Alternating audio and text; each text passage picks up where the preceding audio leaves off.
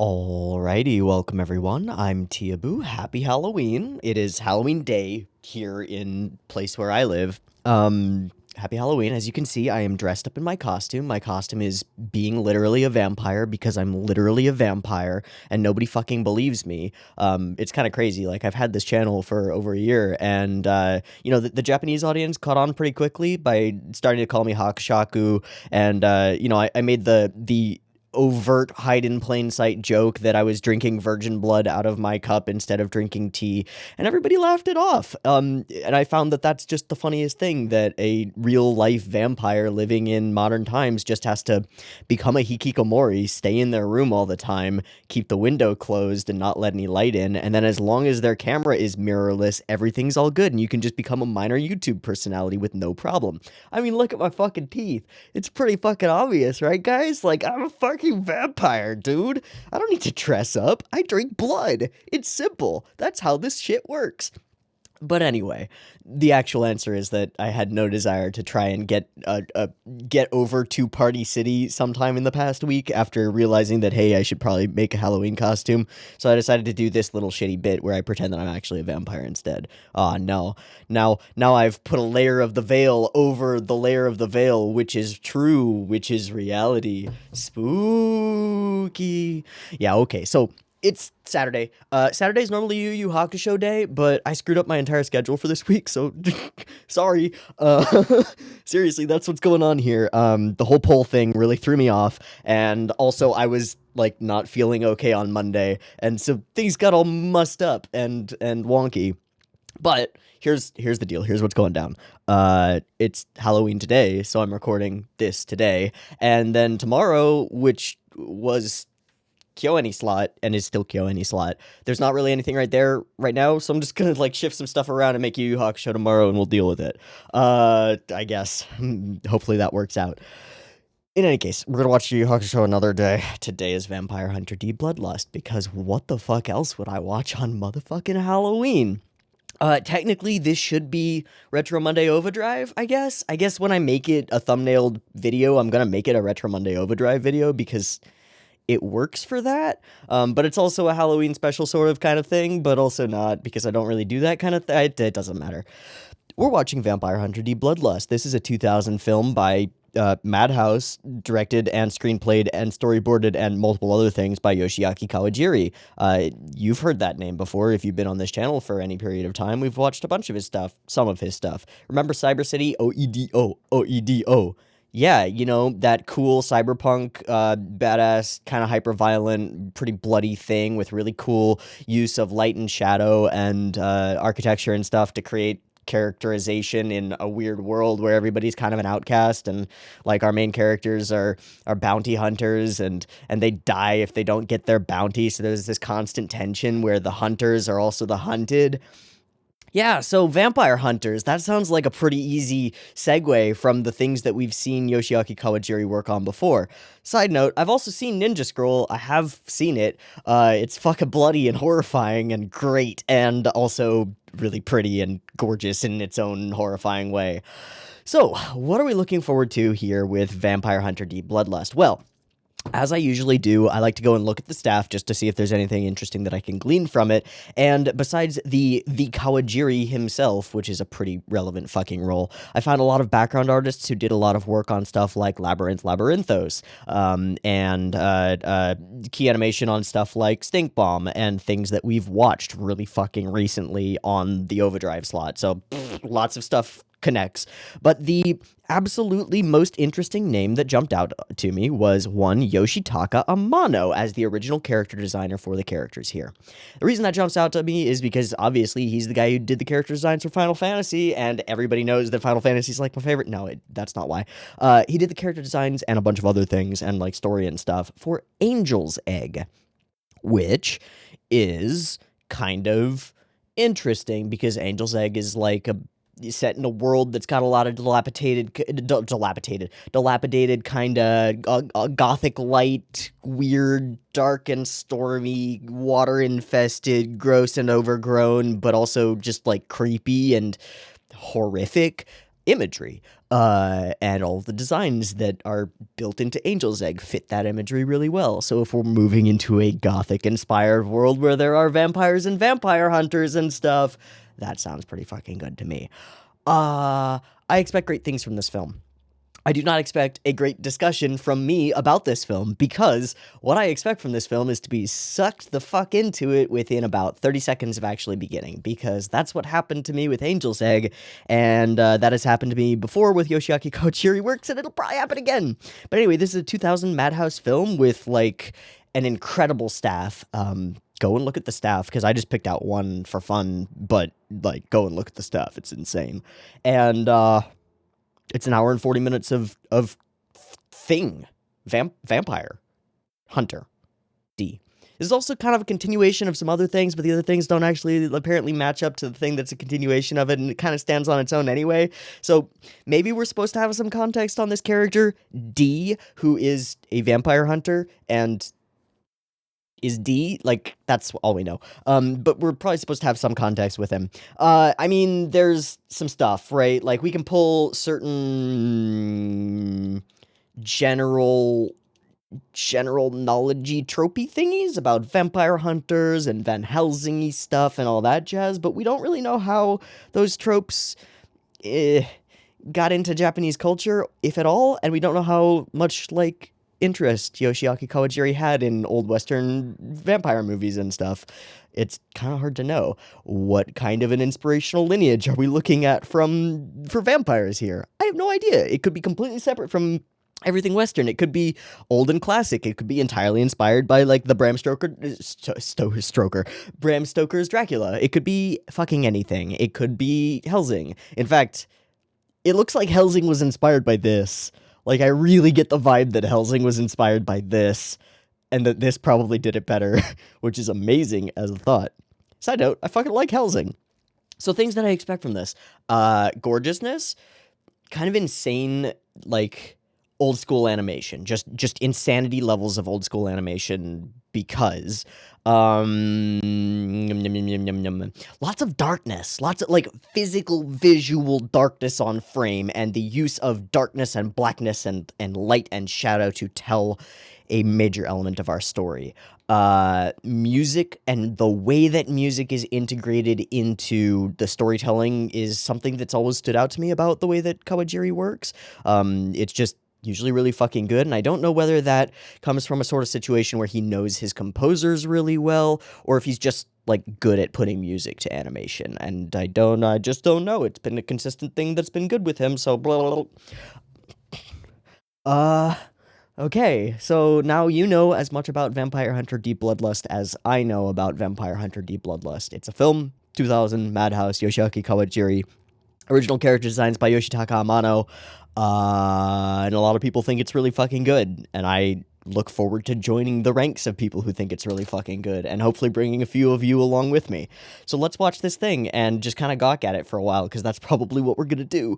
I'm under no illusions about my ability to actually break this down in any effective way, but if I can glean or pull any piece of wisdom or interesting stuff from it besides, whoa, thing cool, then hey, I will have done part of my job, and that's what we're here for. So let's go ahead and watch this thing. Where did I get it? Where can you get it? Well, there'll be a picture-in-picture version, so you can use that if you want to. It'll be linked in the description, but if you want to sync up your own copy of this movie thing up with my copy of this movie thing, you can totally do that. Just go and grab it from Nya, that website that sounds like what a cat says, the torrent site where you can go and torrent anime, that one, and type in Vampire Hunter D Bloodlust and look for the Judgment version.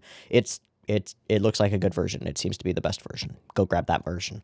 If you already have that version, download it onto your computer, or you're watching the picture-in-picture version, in which case you're not seeing me say this, so I don't know why I'm addressing you now. Hey, timer people, you're better.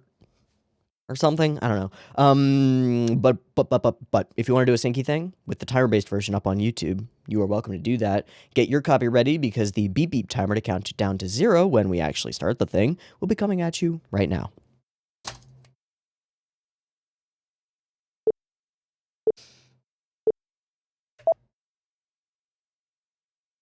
That was unexpected. Okay. Hi, moon. Big moon. Dilapidated stuff. Oh, crosses. That's a lot of crosses. Was this a graveyard? No, these are buildings. These are like the tops of buildings. But that's a lot of crosses. So this is like... Image that I get is a society that's built around a castle that is now fallen apart. Okay, crosses on literally every roof. Like, that's a ward to keep away vampire? Probably. Also, this ethereal track is pretty dope.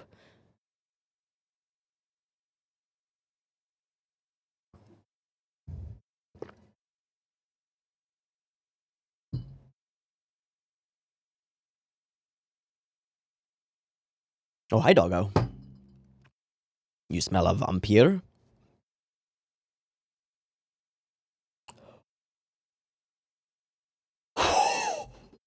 Oh. Oh.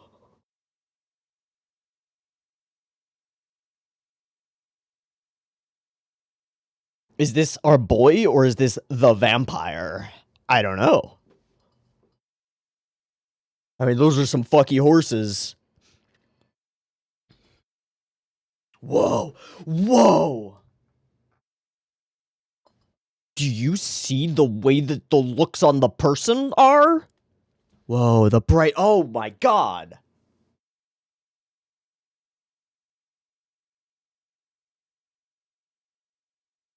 Dude, she is so beautiful. Whoa.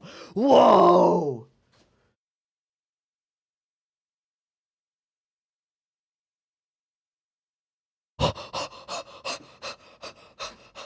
Nope, we're pausing. As soon as we get a cut to any other scene. Sure.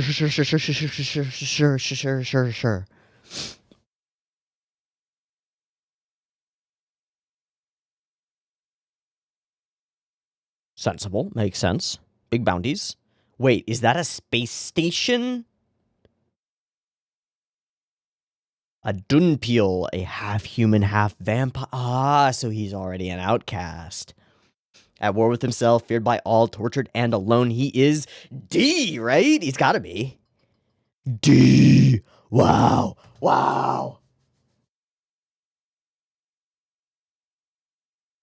Oh, the spines. And the dripping.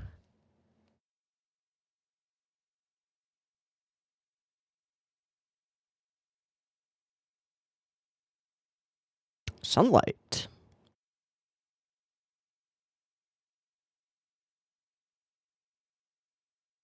Dude, look at the shading on them, the shadows. My god, the character and the fear. Oh, buddy, I think that's our boy. Yeah, I was thinking it probably wasn't our boy riding in on the big-ass carriage thing. Not his style.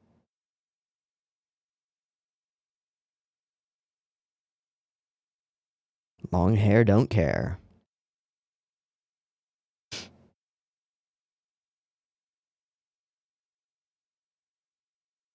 Do you really want to do this, people? Look at the size of the sword on that dude's back.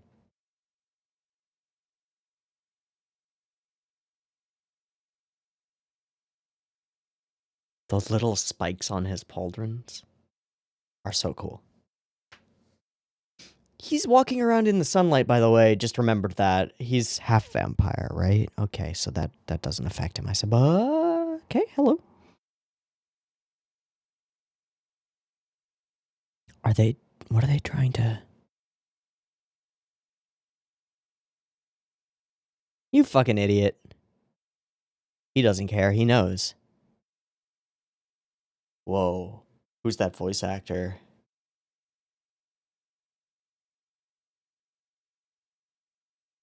Okay.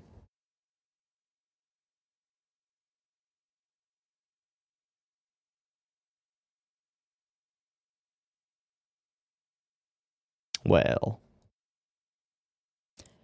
Are those two things equivalent? Noble and vampire? Not many of you came home, hey?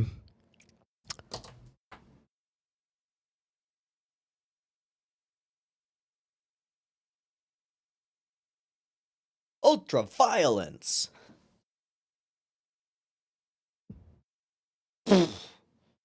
Jesus. Jesus. Okay. Yeah. Okay. Oh.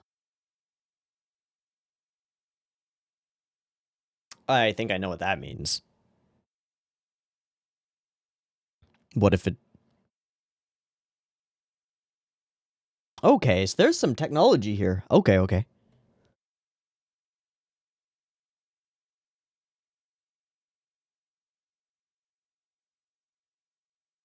Sure.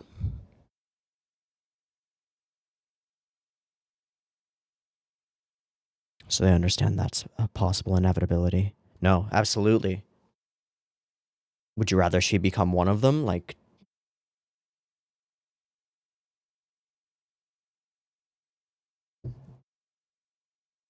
Certainly.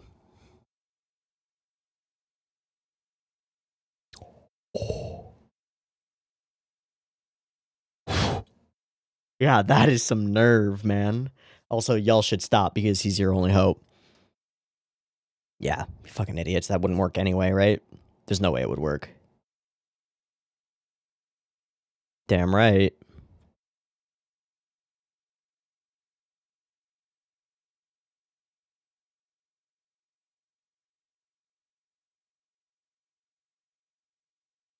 Wow.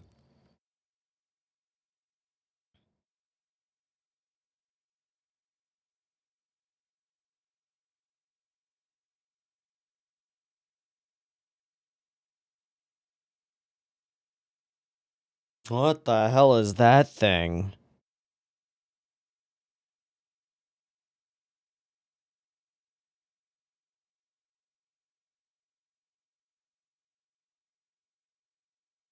Other hunters?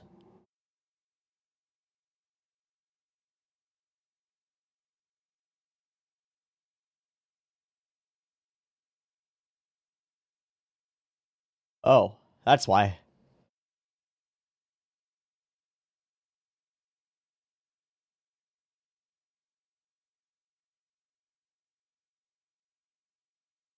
Oh.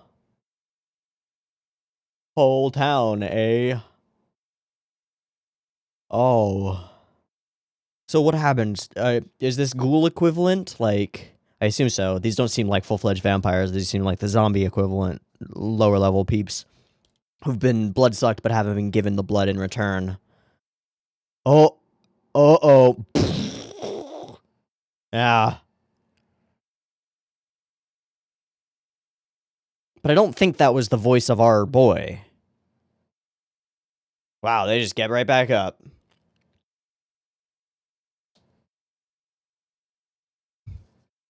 Wow, they are fucking strong. And we're doing all of this, turning whoever's inside this thing into the monster that we can't see. Right? Awesome. Wait, what?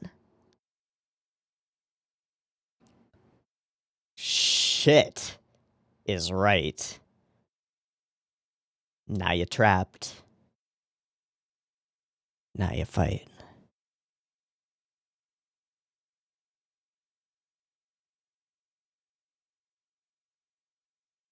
Hello, whoever this is.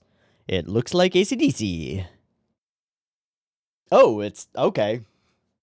Oh, hi. You're really pretty. Holy shit. Okay. Big ol' spike, crossbow thing. Layla. Super attractive. What was that?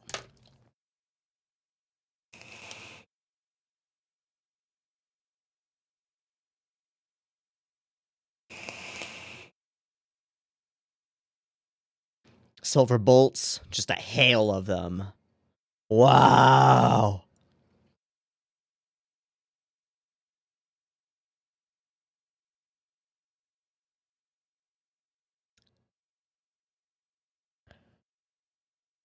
This is the stylishest thing ever. Ash. Ash. Ash. No?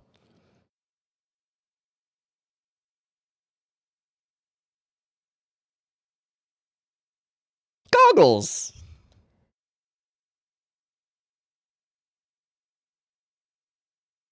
All right, that's a pretty fucking effective squad. And his bolts are homing. That's fair.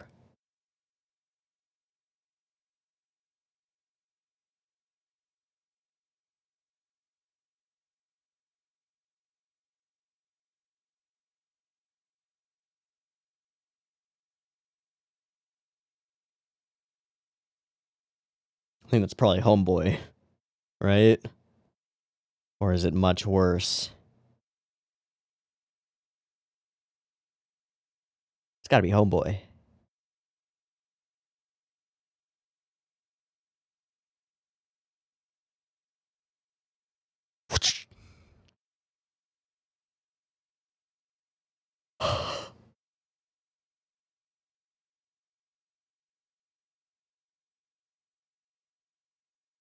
All right, so love story, her, him, boom, let's go. Also, iPods?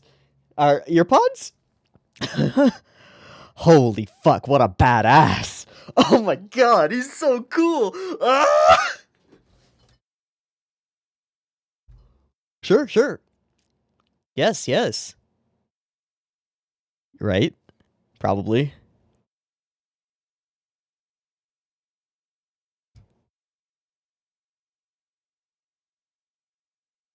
Bye. Bye. Uh-huh. Reputation exposition.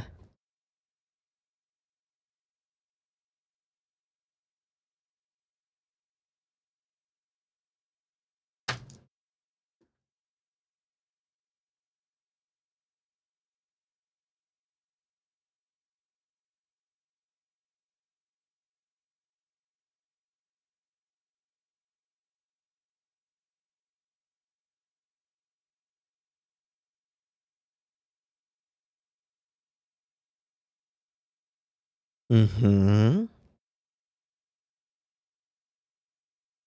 I mean, that's great, but snakes are herbivore. It doesn't matter.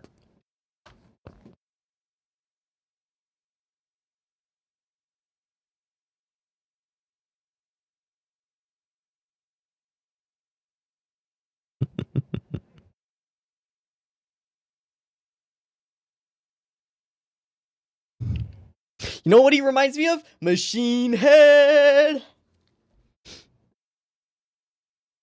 We really do have some tech. It's a what? She's going after that Dampir, isn't she? She know him? Who is talking to us?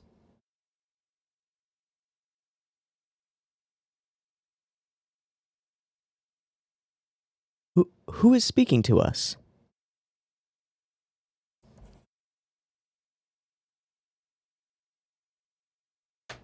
Interesting. Dragon imagery. And endless sand. Oh, and a highway of sorts. Oh, fuck, what? Does he have a familiar, like, built into his hand? What is going on?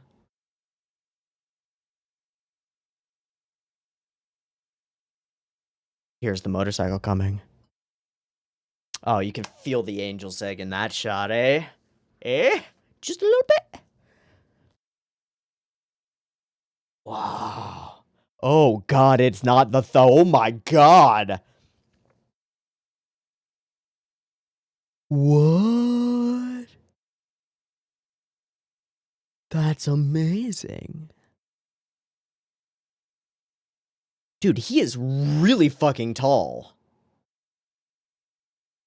The smoothness of that fucking shot. Oh my gourd.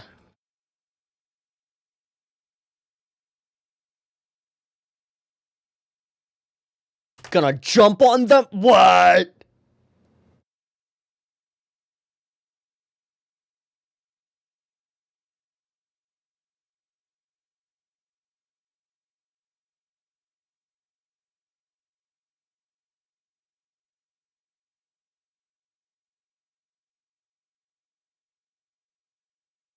It's like a great ship or something? What is this world? Oh my god, what is all of this animation?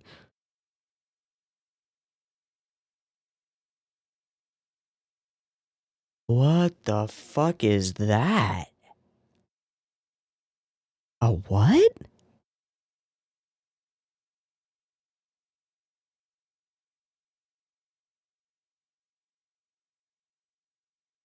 Wow.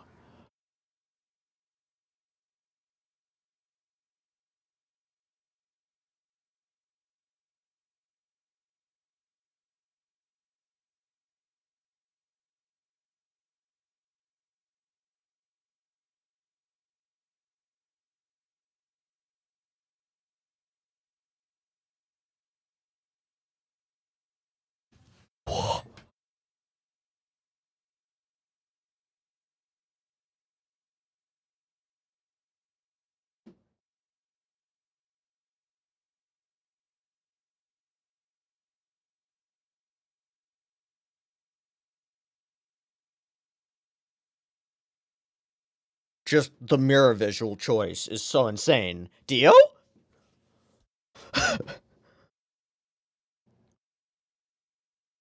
Sun's going down, vampire awaken. Yeah, his biggest thing is that he can move while they're asleep, right? Hello. Is that Layla? It's gotta be. Hello. Oh, she's going after him. Why? Oh, just no care. Fucking awesome.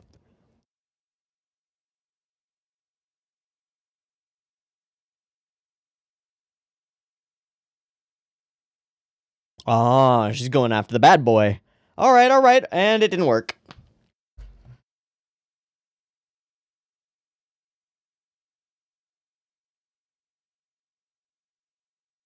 Oh, she is not in a good way. Yeah, that hit you. But is she dying bad?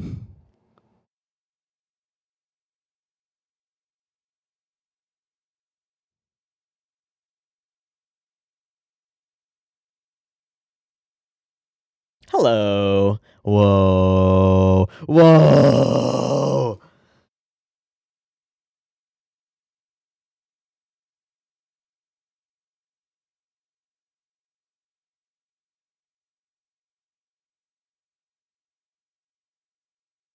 Huh?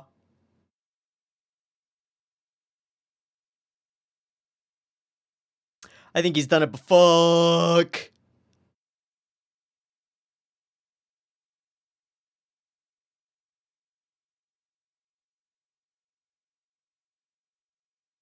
That's me. Yeah, you want it?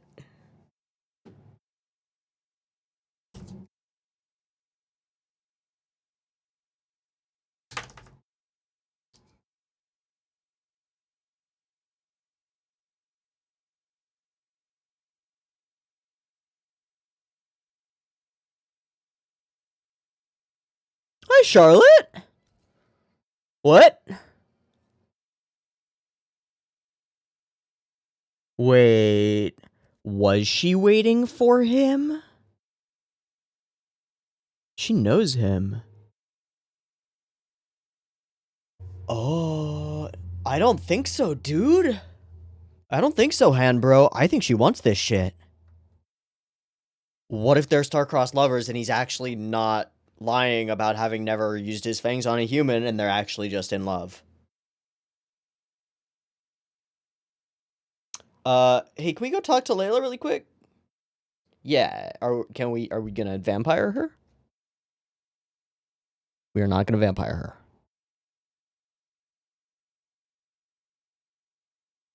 So he wants to leave so he doesn't do something rash.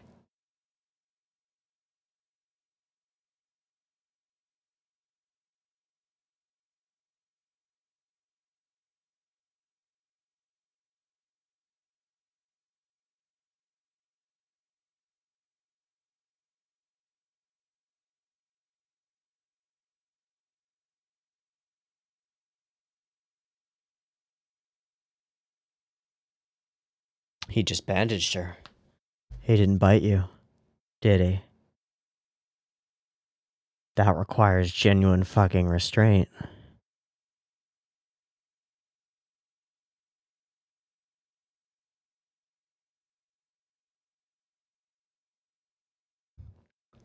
Yeah, but it didn't bite your neck and suck your blood, so...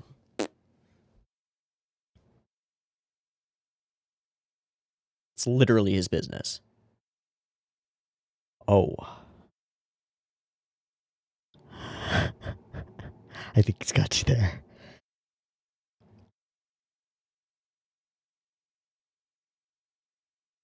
The Marcuses. Yeah, what's up with you? We saw you as in a flash at one point. What's up with you? Alright, can we turn our attention here and figure out what's going on with this Meyer Link dude and the dude of bros? Oh, his clothing mends itself?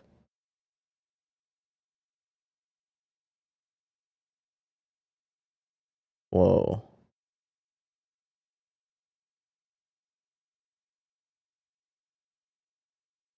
Hello.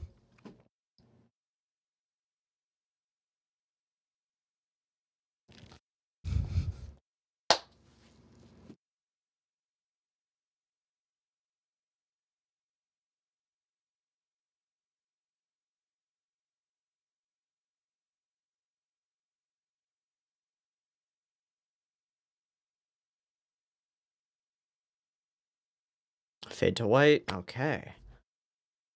God, this is so well put together.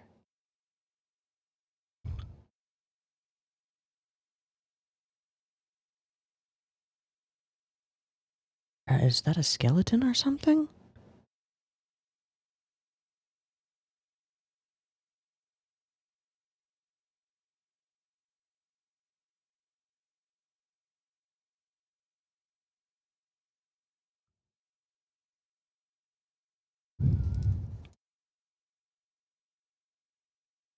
Barbaroi? What's that? Barbarians? That's what it would be in Latin. Yeah, who are you? Grove. Nissan.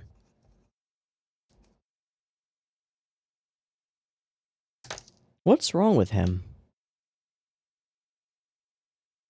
That is correct.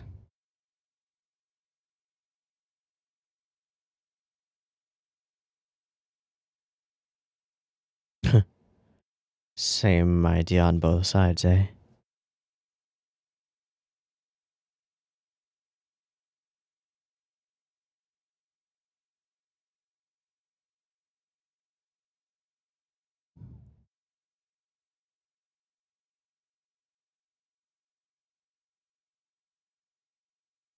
Trap, trap, trap, trap, trap, trap, trap, trap, trap, trap, trap, trap. It's a trap, trap.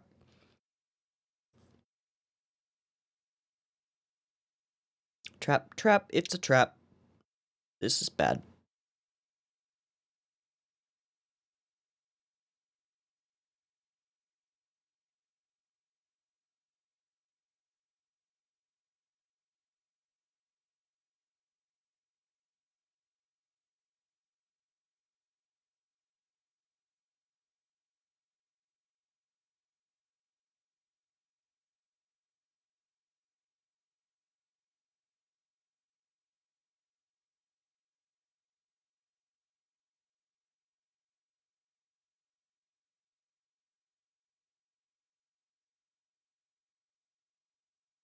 Dude, the tension is like seeping into my very bones.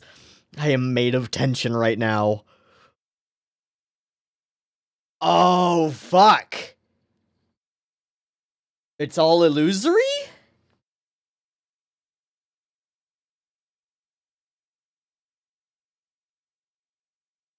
Buying time, I guess.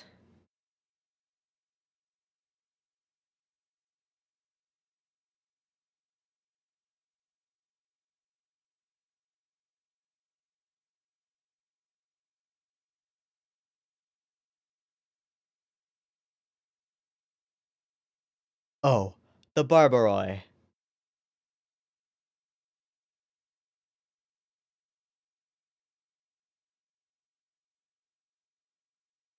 Huh. I'm afraid of shadows right now. I am becoming more afraid of shadows. Oh, he just got shadow pinned. Can you move from your spot right now, dude?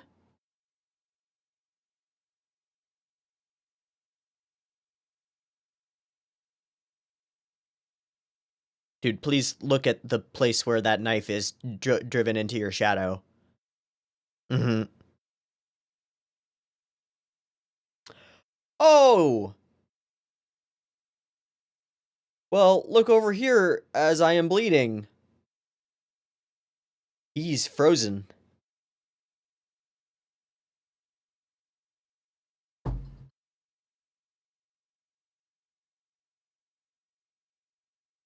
Y'all do not have time to investigate that. No, he's fucking dead, dude.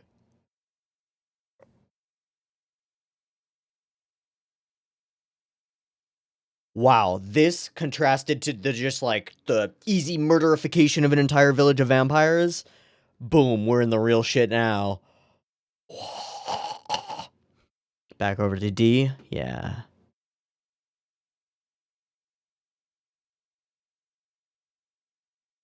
He's fucking D though.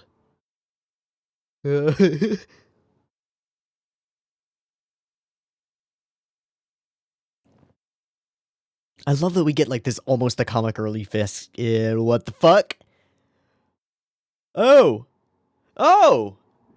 Oh god. What are what? Is this just a society of all the weird shit? Uh-huh. Uh-huh. Dude, he's always so soft-spoken. I'm severely looking forward to whatever moment he actually gets angry. If at all. Because that'll be crazy. Like, if you have a character this quiet for this long, and then they never snap, it just feels like a missed opportunity.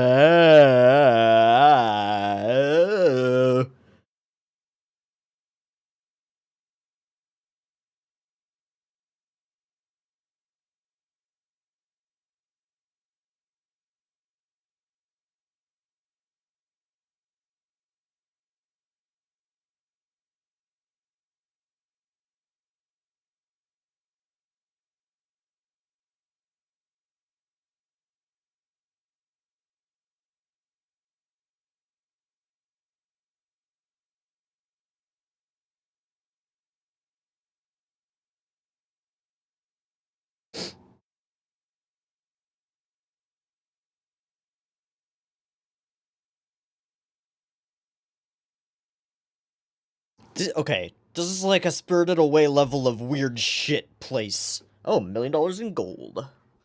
Nope.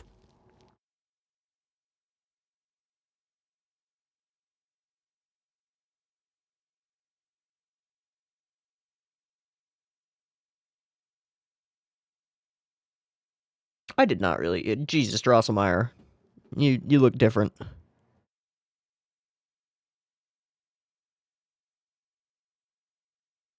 You don't think he was suggesting it?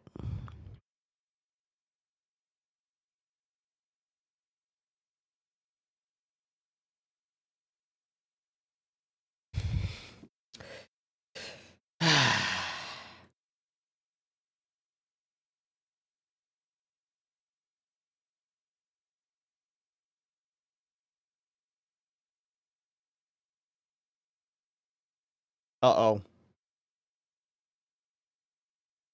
Hi. Ah, we're just watching.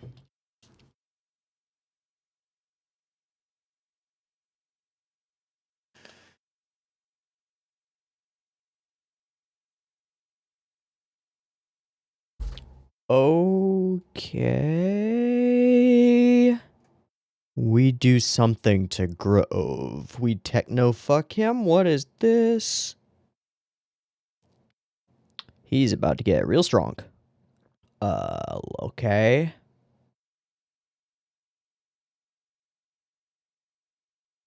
Maybe some kind of, like, essence that drains his real life ability or something? I don't know.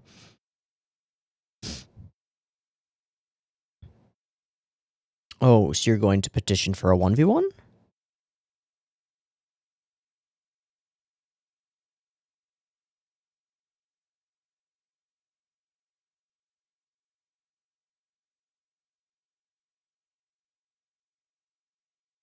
Hello, trio.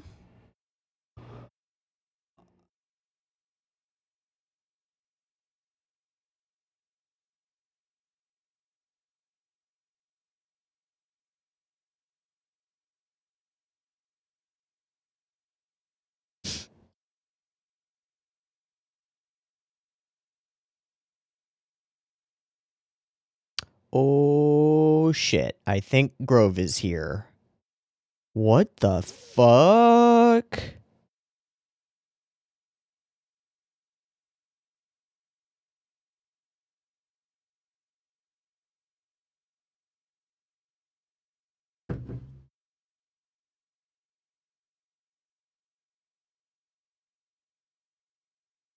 What?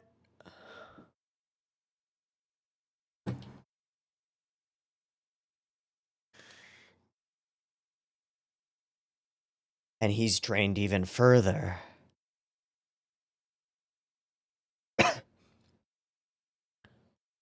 So he manifests an ethereal magic self that just ultra power? Whoosh.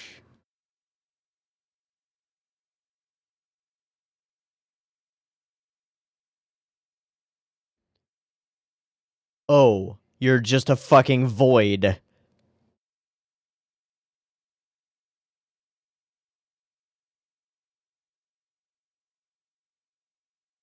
Yeah, please don't shoot me.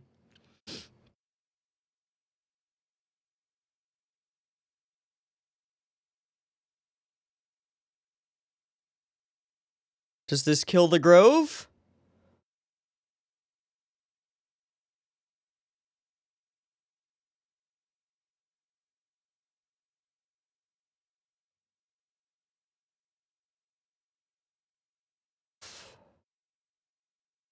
Well, I don't know, man. I feel like he's got a pretty good choice, a pretty good chance. He's pretty fucking badass, man. I would not count him out.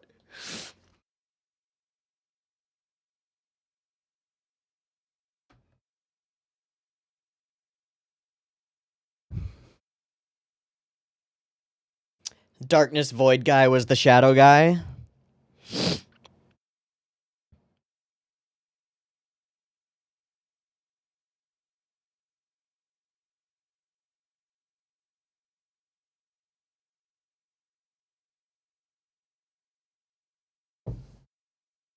Whoa, what?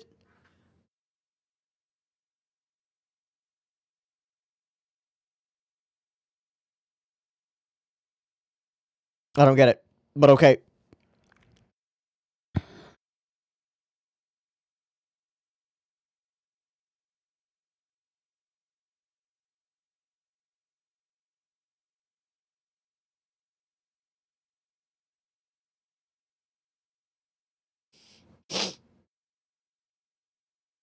Hey? Under. She's coming up now. Uh-oh.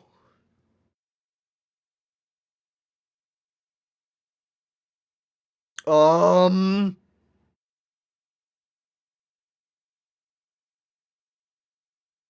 Guys?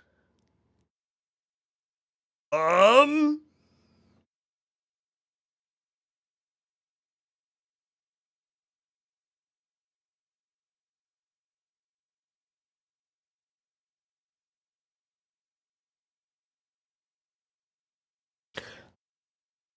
All of the powers are the coolest thing I've ever seen.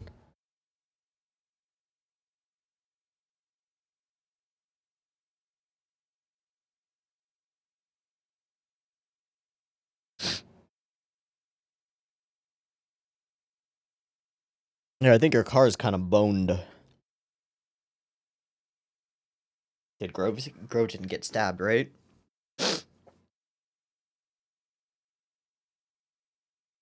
Watch for Shadow Guy. Ooh, old oil. Oil wells, interesting. Derricks.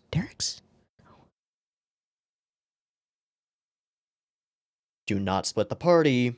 You are so dead, my friend. You just got super dead. Shadows fucking everywhere.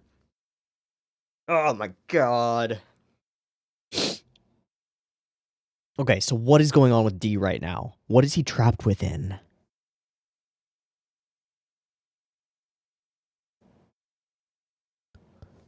Swallow up this trap? What is this?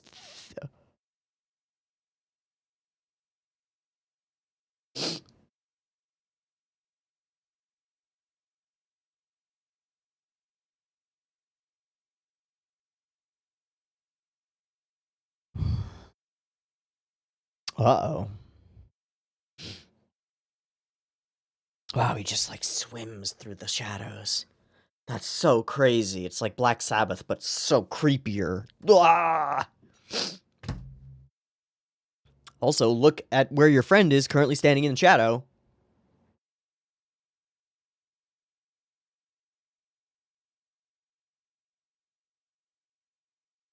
Super true. Oh, buddy, your shadow is intersected with the other. Oh, no!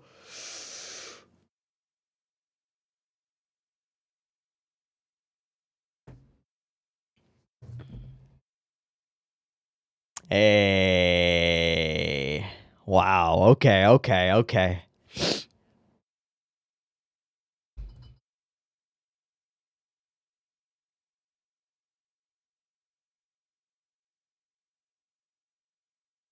Got him. Huh. Alright, so now we just have Mercury Spike Metal Lady, and we don't know what the other guy's about.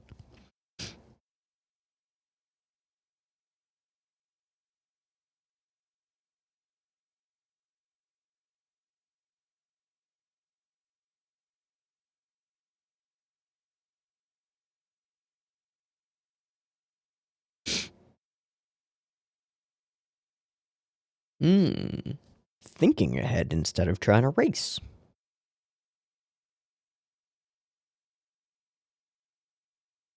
And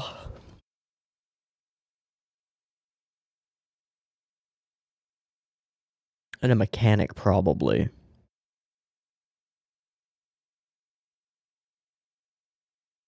Oh, you're the mechanic. Got it. Okay, there's our big coffin thing. Oh, he's just chilling, reading himself to sleep. Dear Lord Meyer Link, something. Fuck, it's all German. Countess C, with anticipation that you arrive here soon. She fucking invited, and she's chilling in the coffin. All right. Things get a little bit more complicated.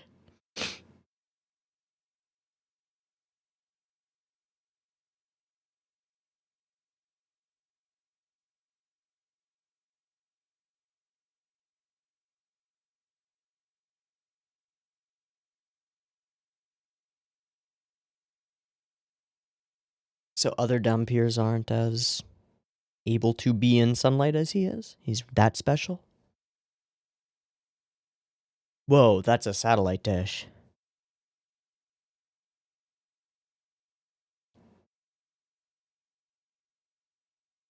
Dr. Gas. That is a big tank.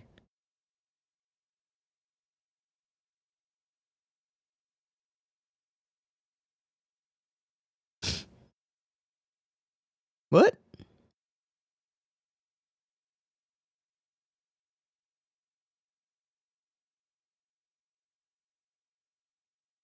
D? Yeah. Wait, where's your horse, bro? Oh, you want to confront him a little bit?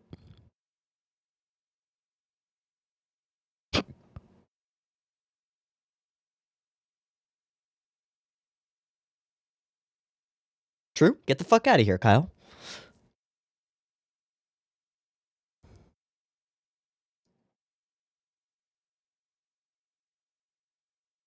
Fuck yeah. Saloon entrance. Gotta love it. Ace over threes and queens. That's a good hand. Very cold.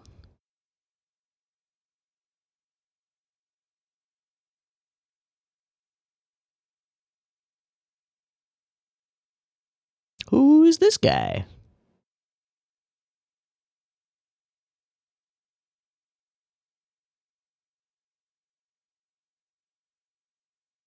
Ha ha ha.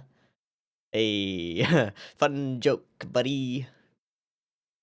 Yeah, people start backing the fuck away.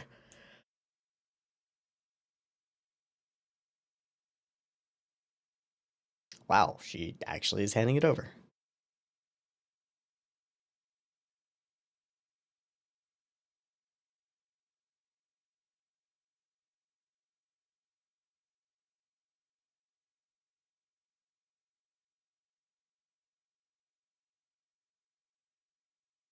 There's a fucking Dampier, dude. He's scary. Look at his horse. It's got horns. It's fucking terrifying. Wait, that's not his horse? Oh, that's not his horse. Okay.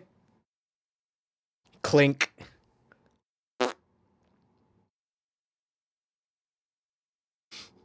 Fucking done and done. Whoa. So wait, he just happened to find a vampire-esque horse that's like super vampire-y? Oh, hello. God damn it. Passing through, buying a horse.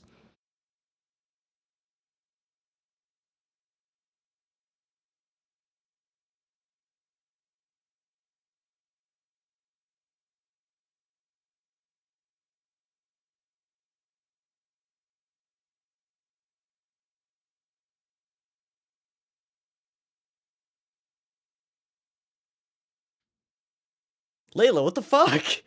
What the fuck, man? He saved your life. He's gonna turn that gun on you, dude. What's your deal, man?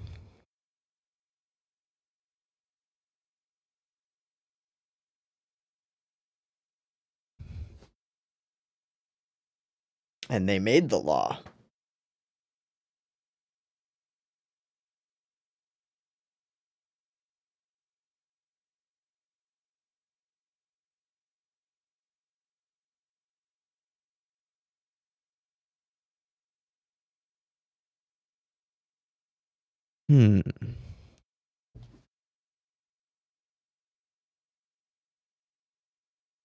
Hire a particular vampire hunter, eh?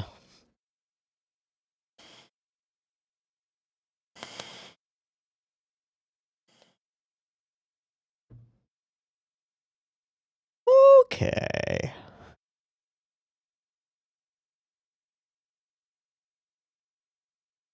Thus is the life of a Dampier.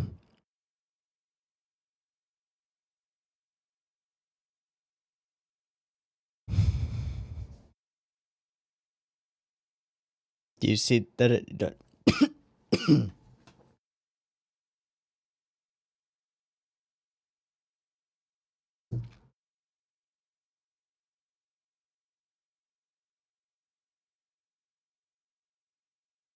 Point a big fucking gun at you, dude.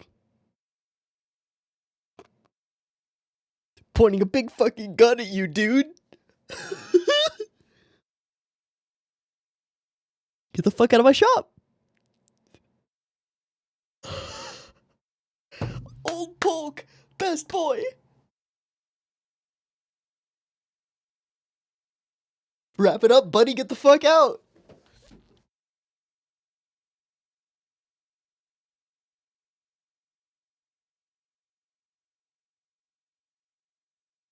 Yeah, you do.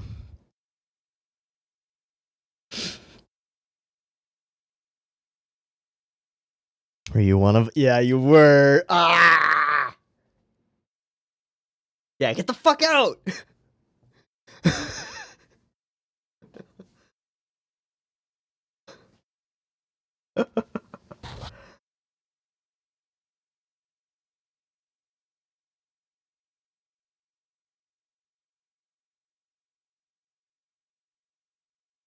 All right.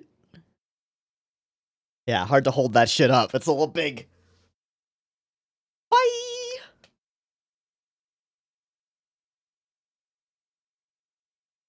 Wow. Fuck you, Layla.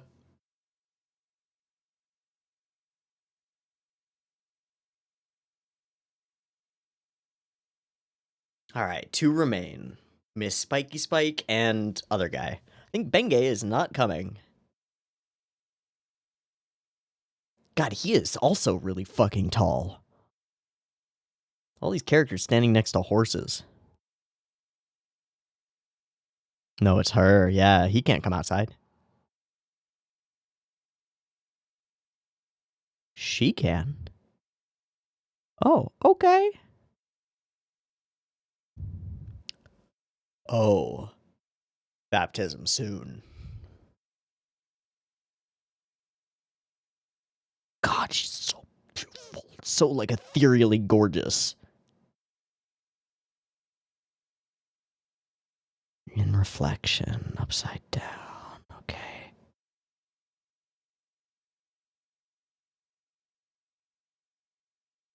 Pathway, hallway, flowing water, which will kill vampires. The overgrown. Beautiful overgrowth.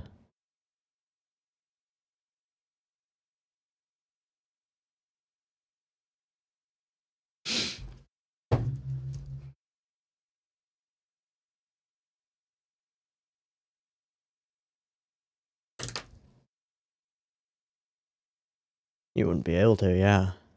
Wow, we actually get to communicate. Uh-huh. Explain.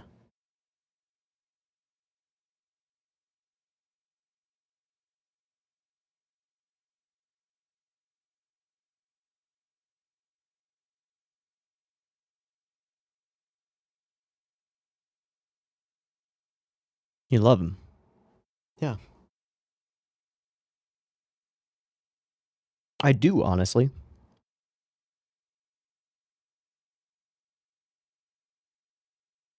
Ooh.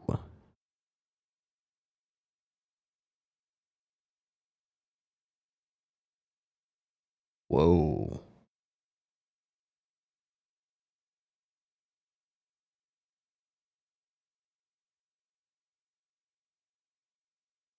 Oh, hi, Layla. Well, you're just gonna try and kill her right now, aren't you? Oh, okay.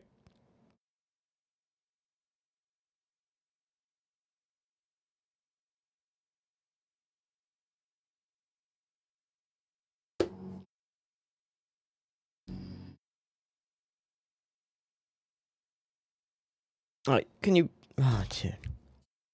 Bruh.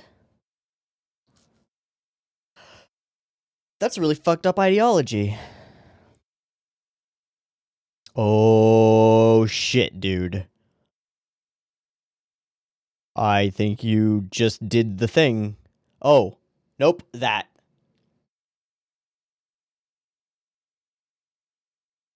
What a great arena has been set up here. Okay. Now I see why we paid so much attention to making this place interesting.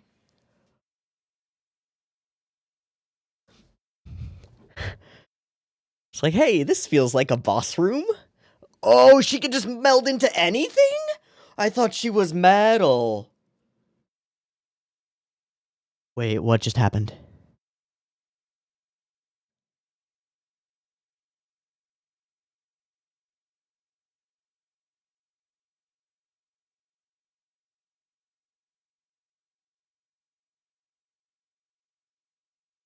Oh.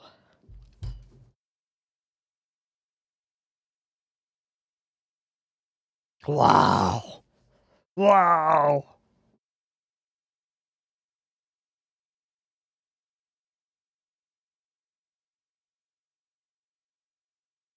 If you bury yourself, you're still done for. She can go through the earth and find you. Oh my god, she's so horrifying. What is that?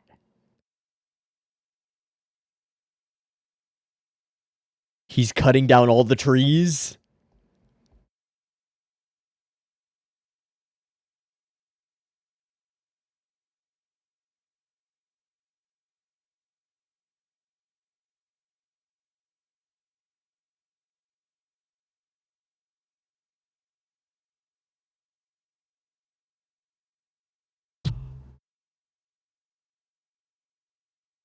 Yay! Shadow, shadow, shadow, shadow.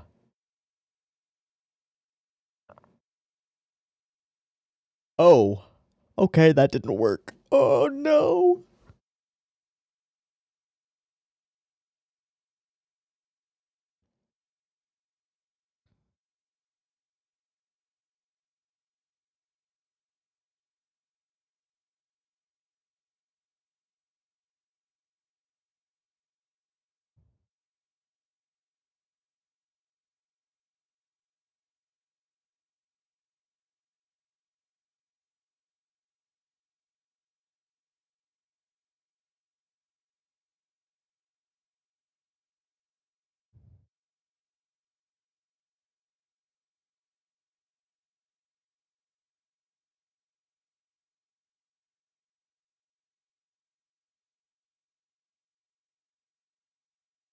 You better go fucking help him right now.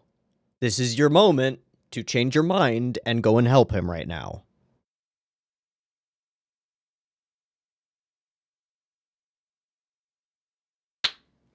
There we go.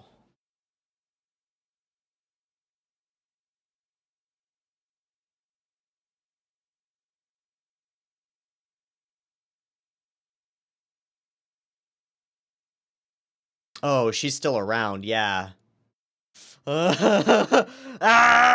It's so good! I completely forgot! Oh no! Oh no! Oh my god, what a fight! That's not gonna do it. Not even a little bit. Burn it. You gotta burn it. You gotta light it on fire.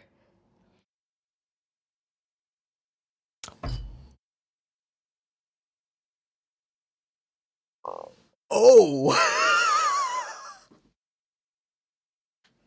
Thank you, lightning! What the hell? Whoa. That's so sick. That's so sick. Alright, will she go back to the Damphir? Will she go back to D? Oh, hey, horsey buddy. That must suck. You're just hanging out there now, right? Yeah, you are. You did. Good girl. Good job, Layla.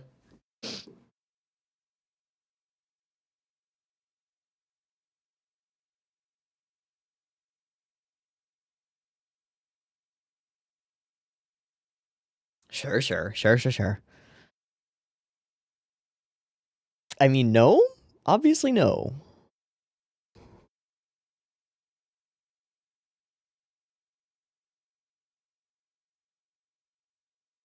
Mm-hmm. What did they do to your family?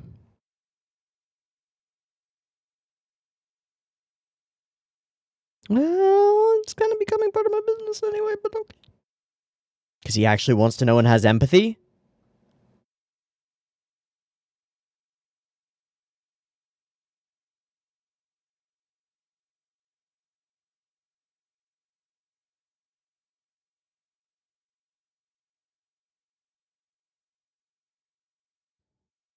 Oh. Oh. Yeah. Good. I mean, not, but good. You know. Mm-hmm.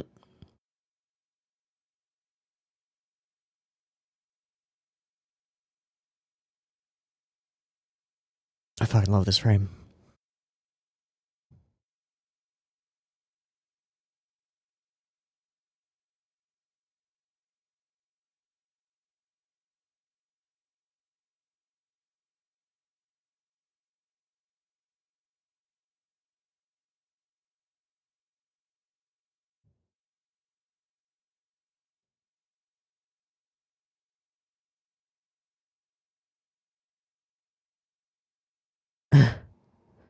Maybe.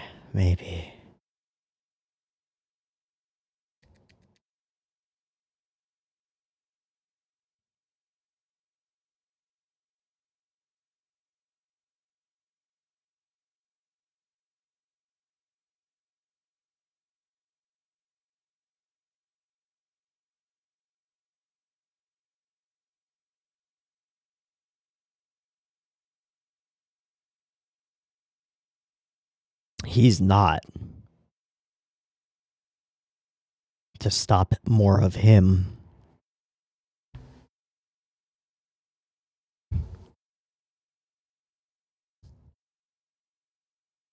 Has no choice. Completely ostracized from birth, dude.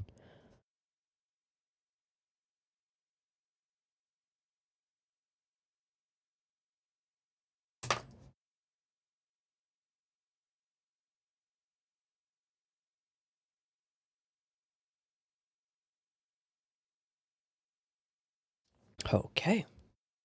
Onward. So we've had our pre... Oh god, we're only halfway through.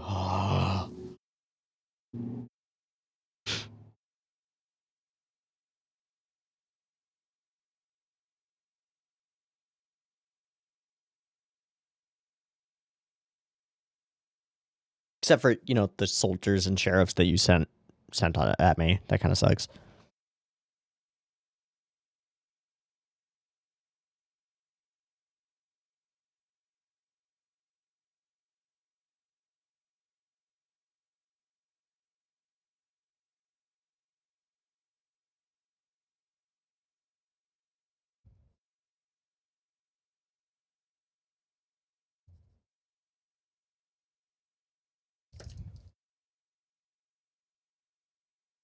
Haha, easy.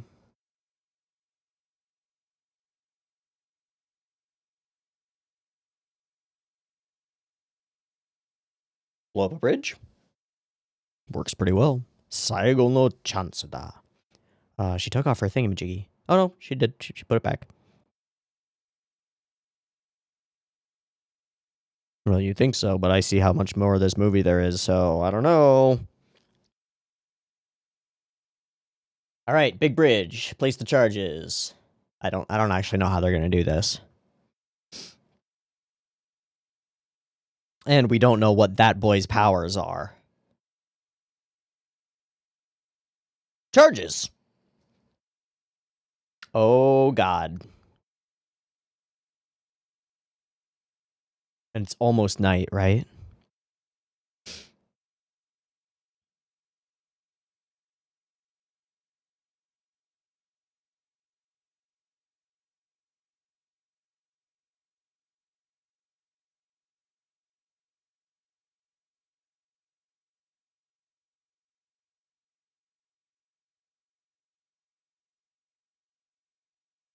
Trying to protect him.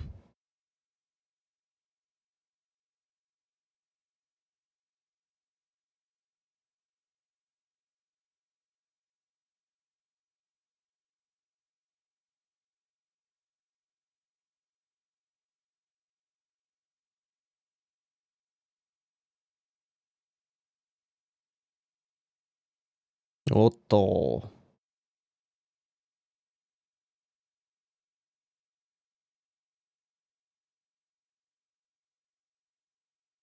You just super underestimated that boy. Oh fuck, he is walking outside. He actually fucking loves her.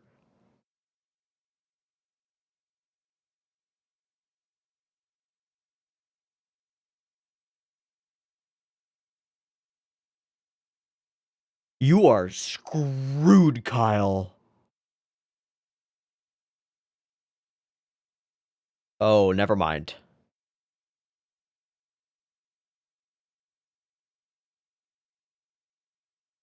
How close is the sun to full sunset? Hi, Layla.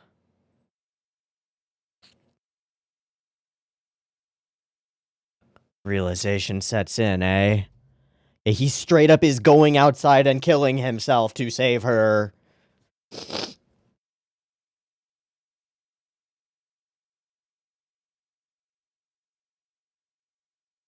He could use some of her blood right now, couldn't he?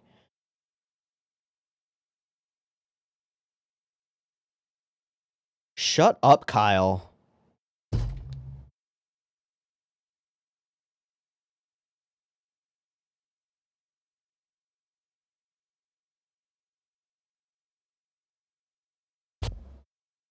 Is this the moment?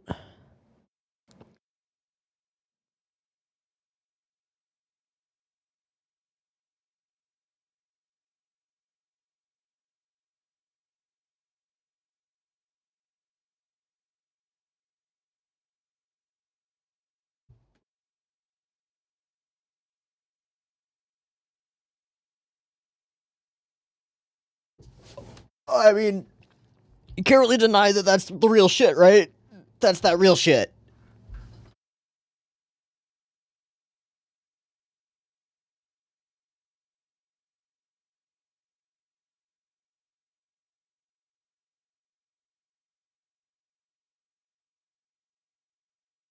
Monster of the Barbaroi. Whoopsies. You underestimated the werewolf. Oh, fuck!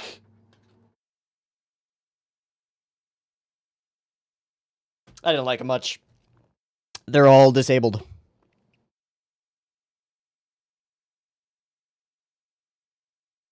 Oh, the bombs. He threw them in the water. Whoa. Now you're fucked. Now y'all are all really fucked. That noble boy's gonna heal up real quick. And y'all are super fucked.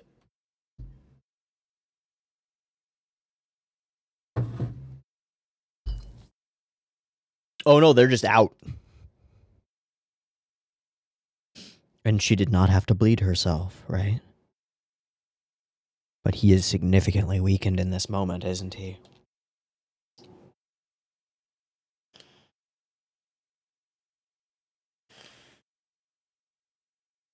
Is that what we saw floating around the Earth?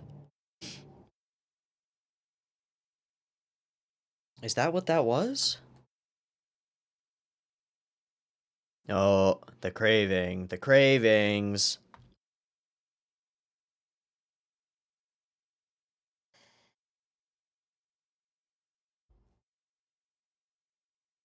The battle with himself. And he's winning it. And he has been for a long fucking time. What was that? What was that? There was another sword there, right?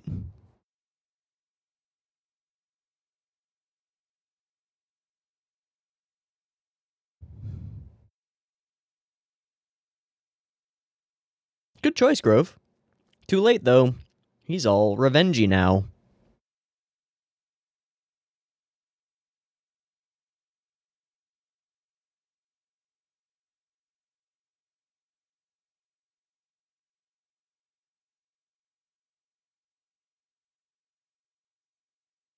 Yeah, you're stuck.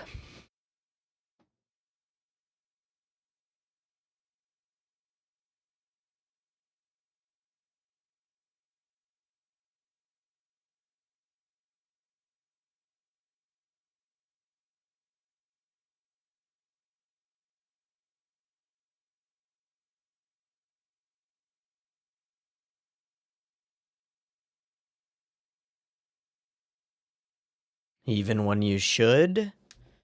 Even when you know you should? She saw that, man. Alright, Wolfie boy. You hear that Dampier coming?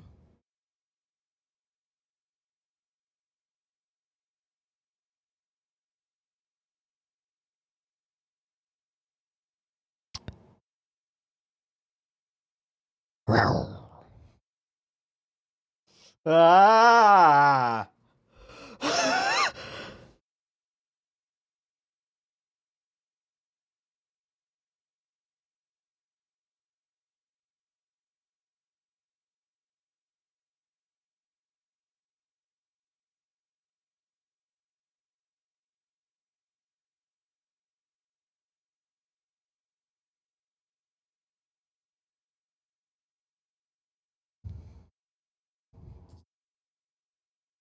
Carmilla. Uh-huh. Is she maybe in there still? Oh, okay.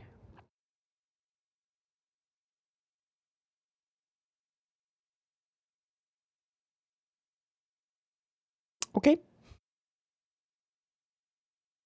Seems reasonable.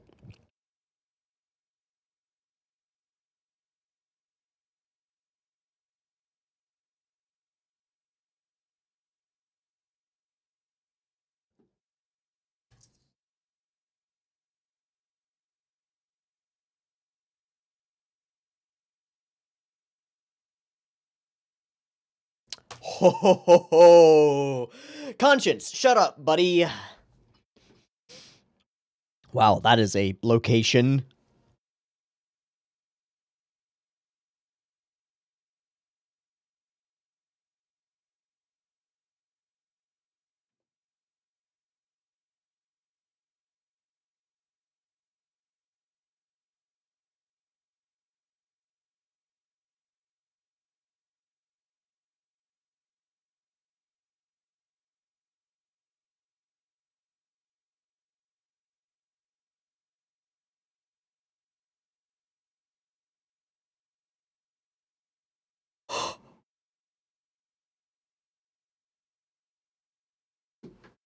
That whole sequence is just so dripping with with atmosphere and vibe. Wah.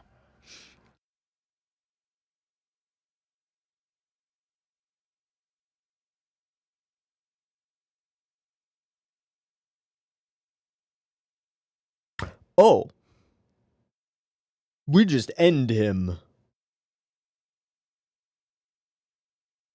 Cool, cool.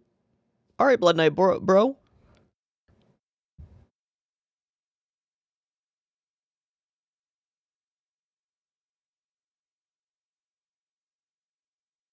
Wouldn't it have been Meyer Link?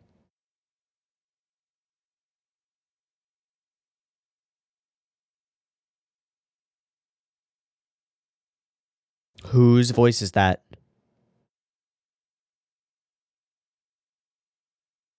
Whose voice is that?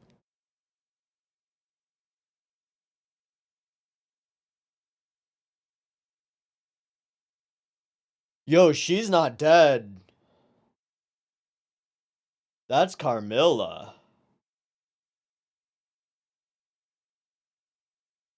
I don't fucking trust you, you creepy red monster lady.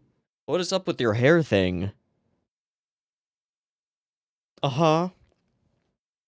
Also, you. Uh-huh. Well, bizarre is a word.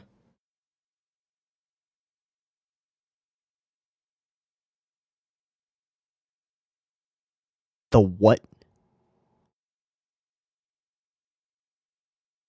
They have a rocket. Their deepest desire is to escape.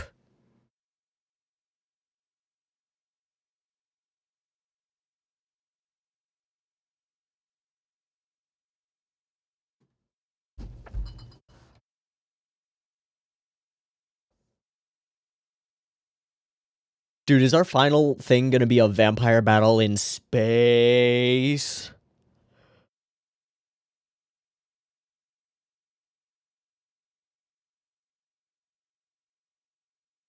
Yay.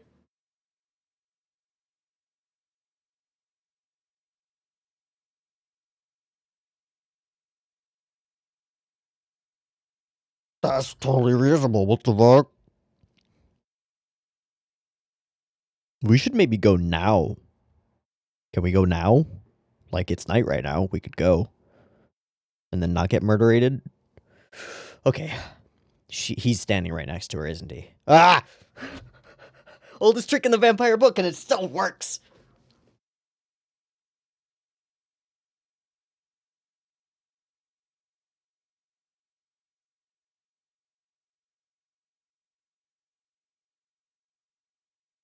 No, no, no, no, no, no, no, no. Forbidden fruits are forbidden! No! Stop yourself. Retract, fangs, retract.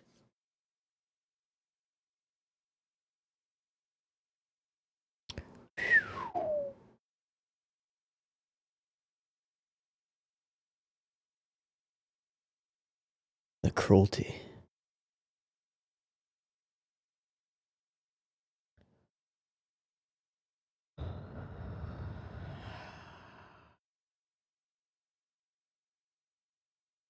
It's a doomed, tragic love story.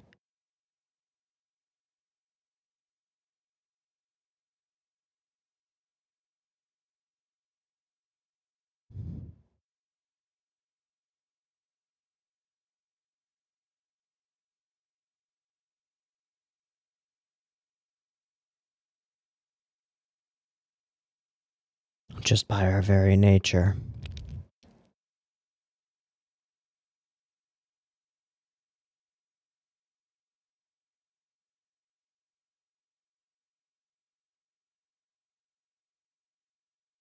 If only, if only. If only, if only. Yeah. Doomed, doomed, doomed.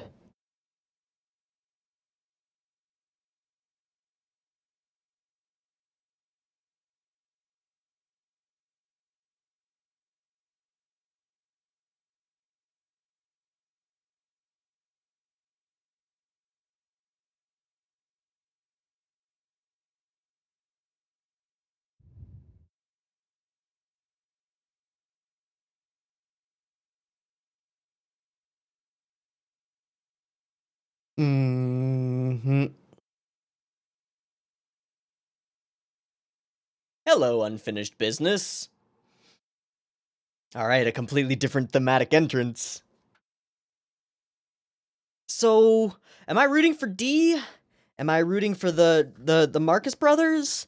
Am I rooting for Charlotte and Meyer Link, who want to run away together and not hurt other people with their vampireness?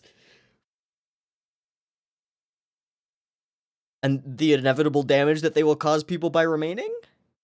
I don't know.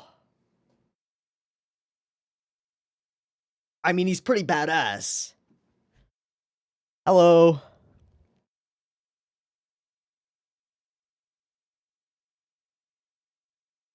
Oh.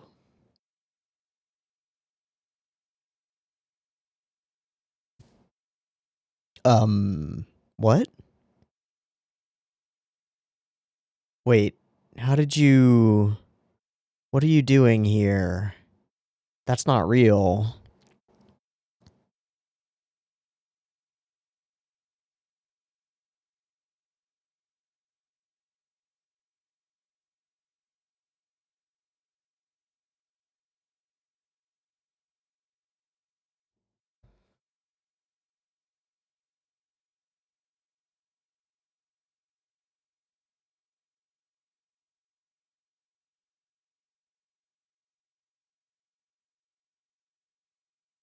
What is happening?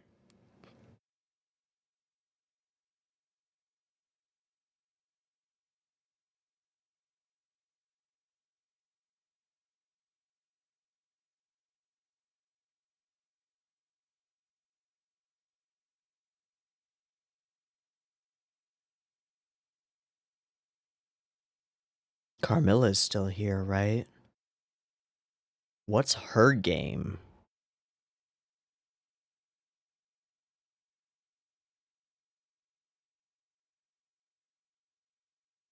Did Dee just kill Meyer? He doesn't have that power, does he? Carmilla.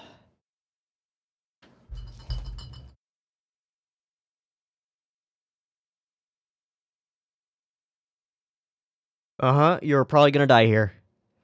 I mean, you did have a conversation about things that would be done after your death.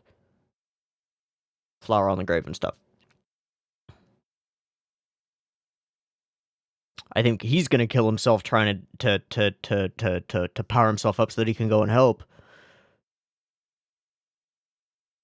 Oh my god. This is so tense.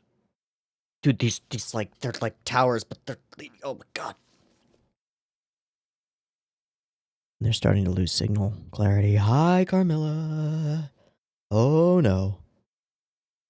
Not the word I would use. Shadows and darkness.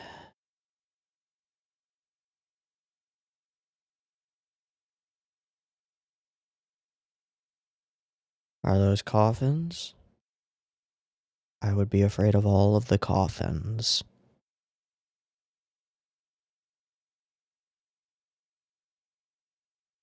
Hello, ominous hallway.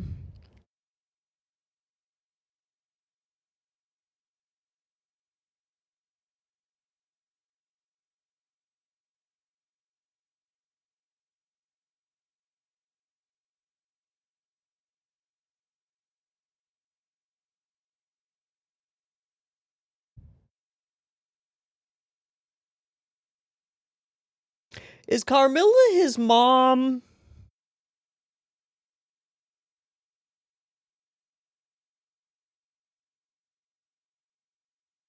Those are flying coffins! Are they your friends? Your brothers? Ah! Well. Don't think so, buddy. I don't think so, my friendo. Look at their eyes, please.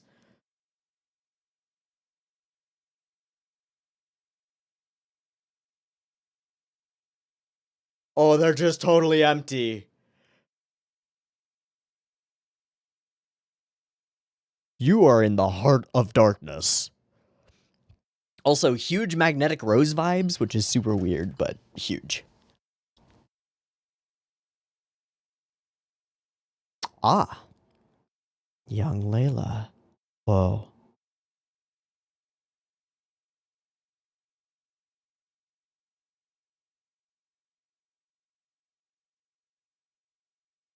Yeah, you don't want to address your younger self.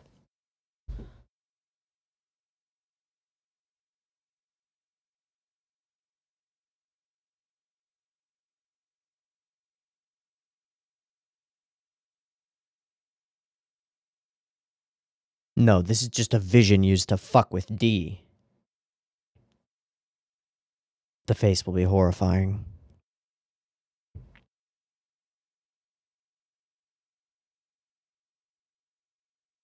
Cold as ice.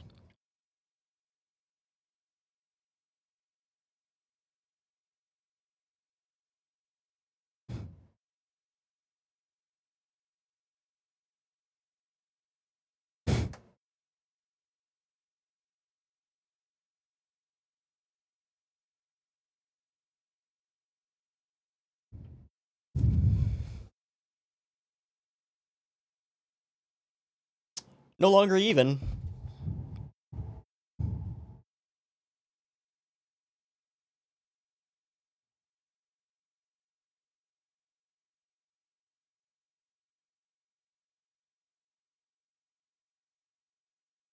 Oh, you just do the you get the worst thing?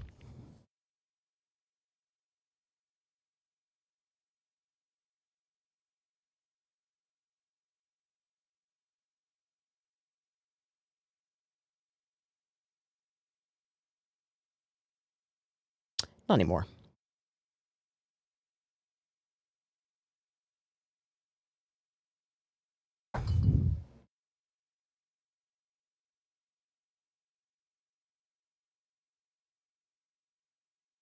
Yeah.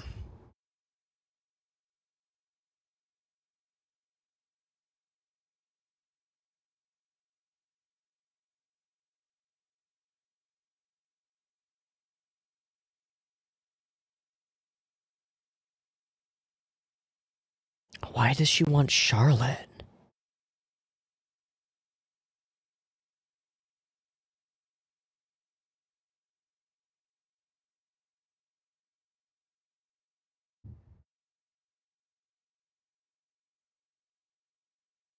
Oh, hey, Grove did do the thing! Sorry, buddy. That totally just killed Grove, didn't it? Yep. Yep. Saw that one coming. Yep. Yeah. Good night, buddy.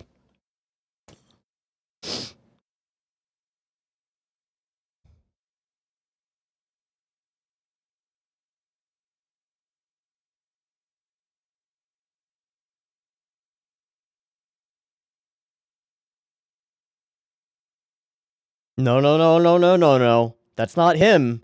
That's not Meyer, dude. It's not.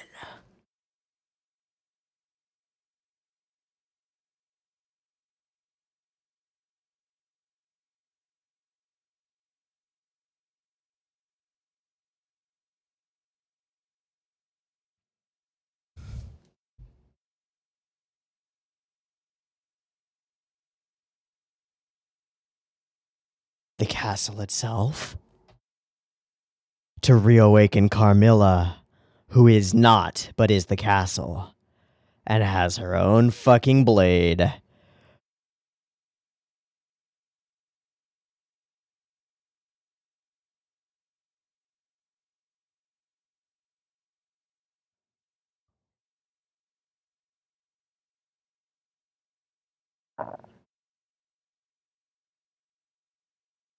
Oh my god, going up the stairs. Oh, that's so cool.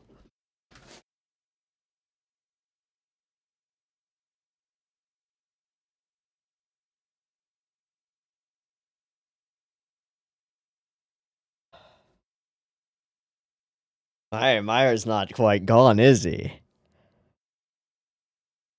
Okay, D.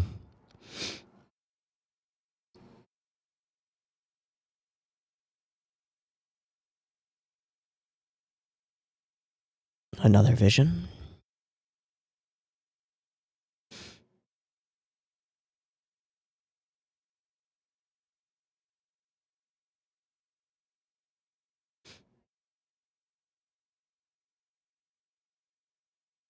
Shyvana! That's what she makes me think of.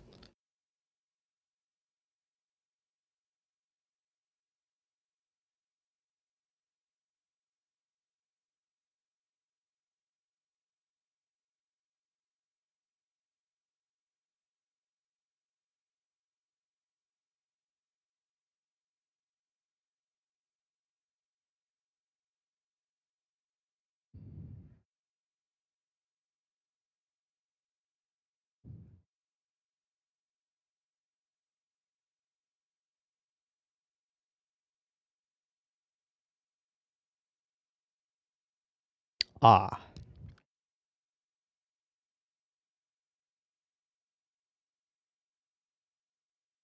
It was a curse.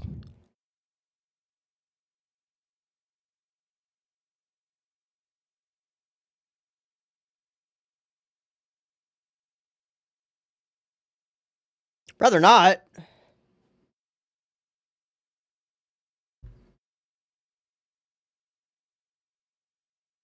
Oh, God. Blood for the blood goddess.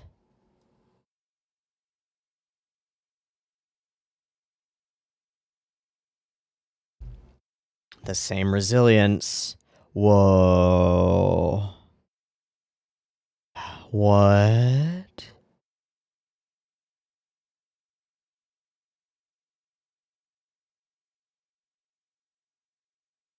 But this is just the vision.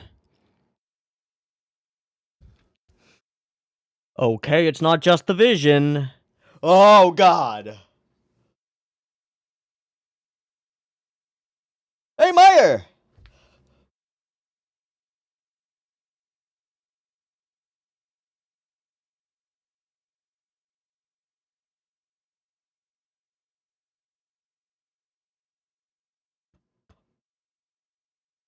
Homies! I'm D, bitch. The Vampire King's own progeny?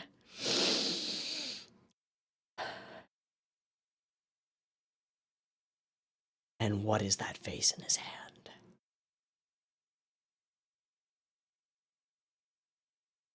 The whole castle? The whole castle? Yeah! Please don't shoot D. Or Meyer. Please neither. You're gonna have to baptize her. Don't do it, dude. Don't do it. Don't do it.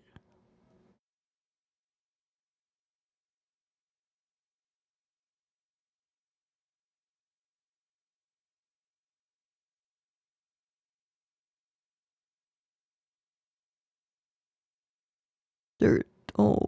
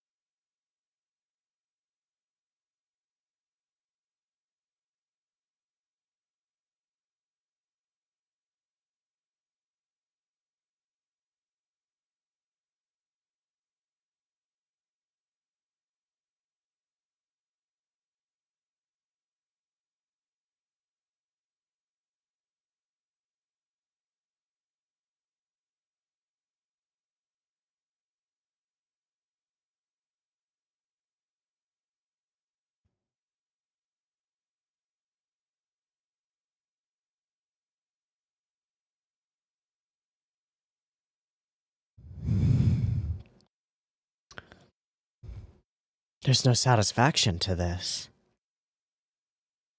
Besides spectacle. I don't want them to fight each other.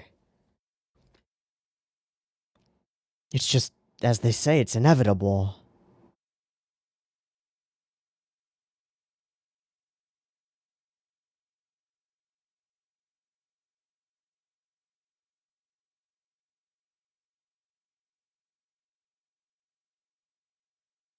I'm with you on that, Layla. What do about it, though? I don't know. What is happening to your sword, dude?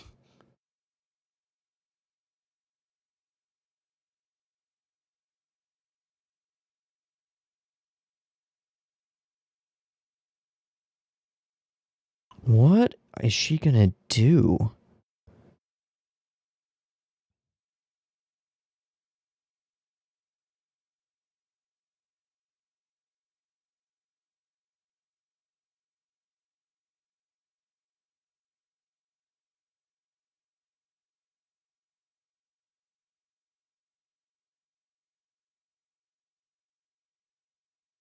I don't have any logical explanation for what could happen here. I'm just hoping that somehow Charlotte comes back.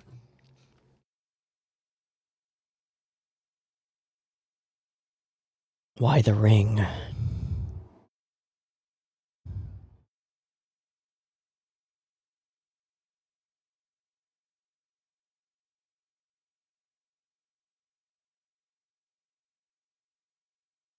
It's the killing blow. The ring, the ring, the ring, the ring.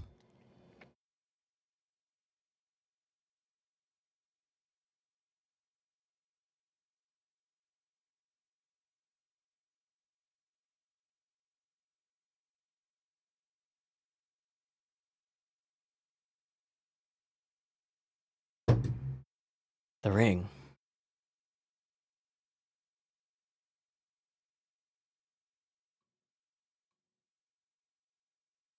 Whoa.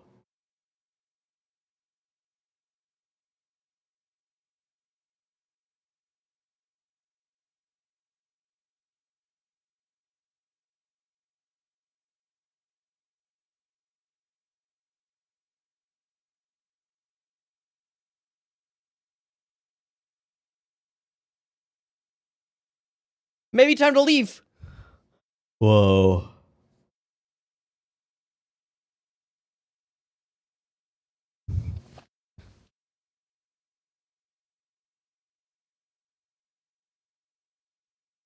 To the stars.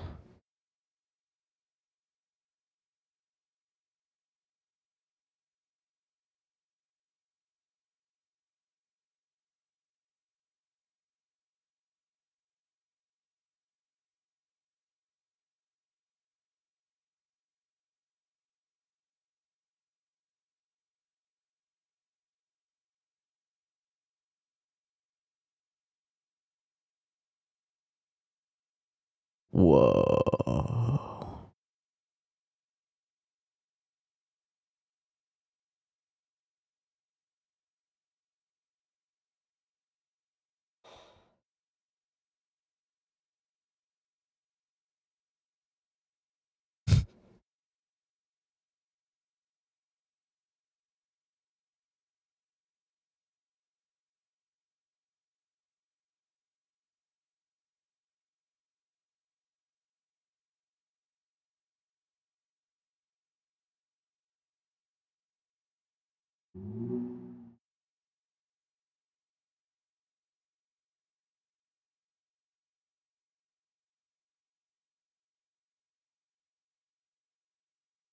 Was that the rocket ship taking off? What was that?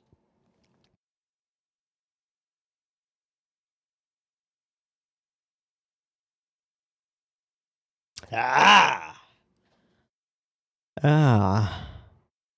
So now Mirelink is going to isolate himself in isolation in space for literally forever with the corpse of the person he loved.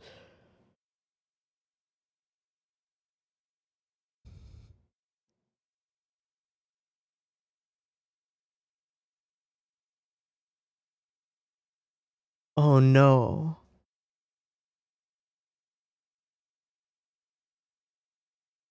It's gonna fail.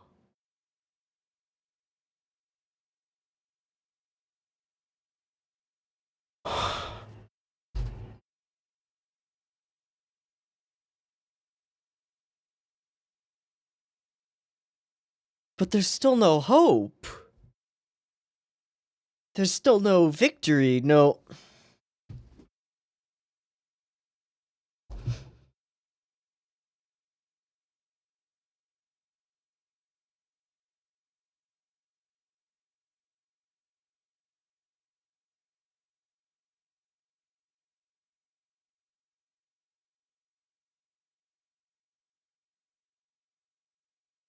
Oh, it's a symbolic victory about the ability to escape circumstances beyond your control, but...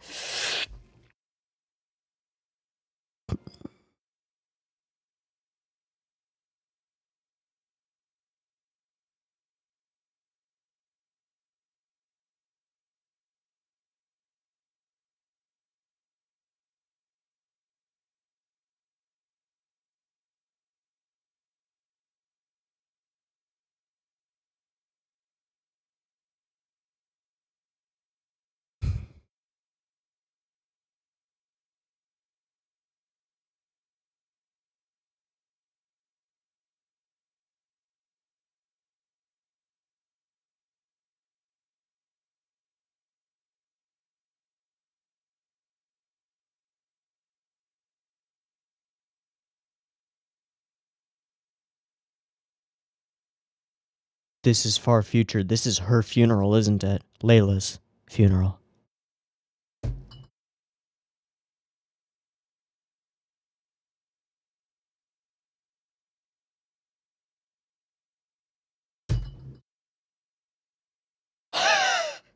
Thought so!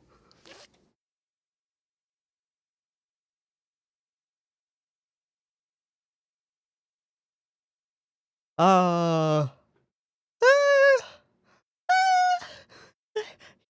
You maybe don't want to do that, but okay. I'm a little different. Yeah.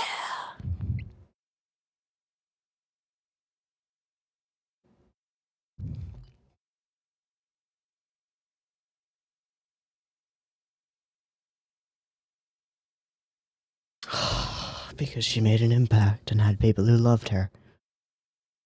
That's not what matters. The divide between us is infinite. Thank you, cute tiny girl.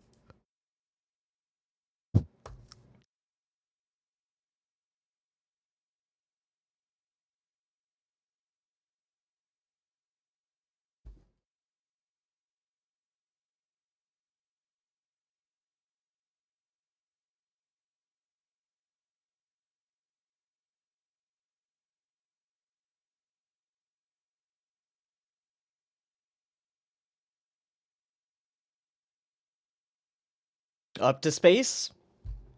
Can we up to space now? What are we transitioning through? Is that a cliffside? What is that? Are those clouds? No, bigger mountains. Okay. Up to space. Or roll credits. Either one. Roll credits. Okay.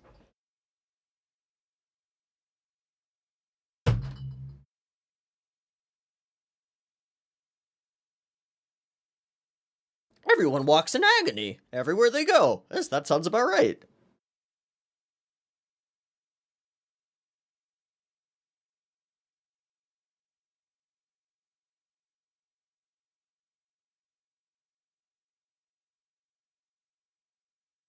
I'm gonna skip the credit roll. Whoa. What a flim. What a film.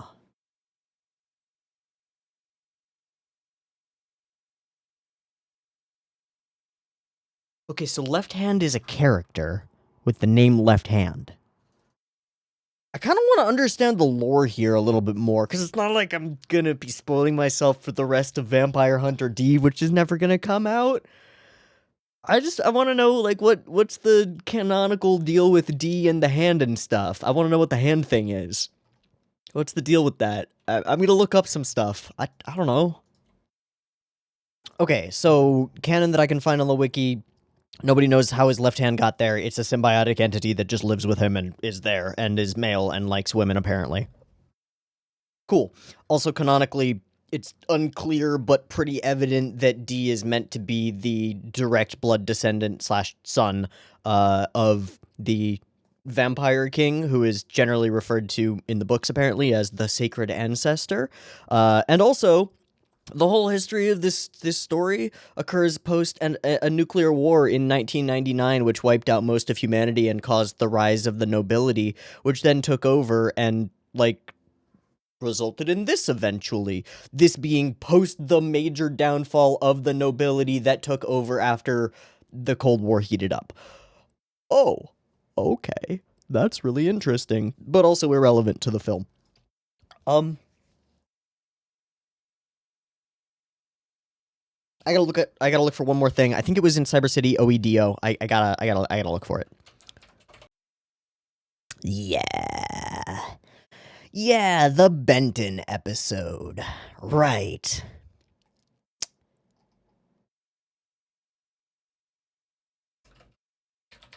So, there are 3 episodes of Cyber City OEDO 808, and the third one is focused on this character named Benton, and this really, really ethereally beautiful brown-haired girl woman who wants to become a vampire and then go into space.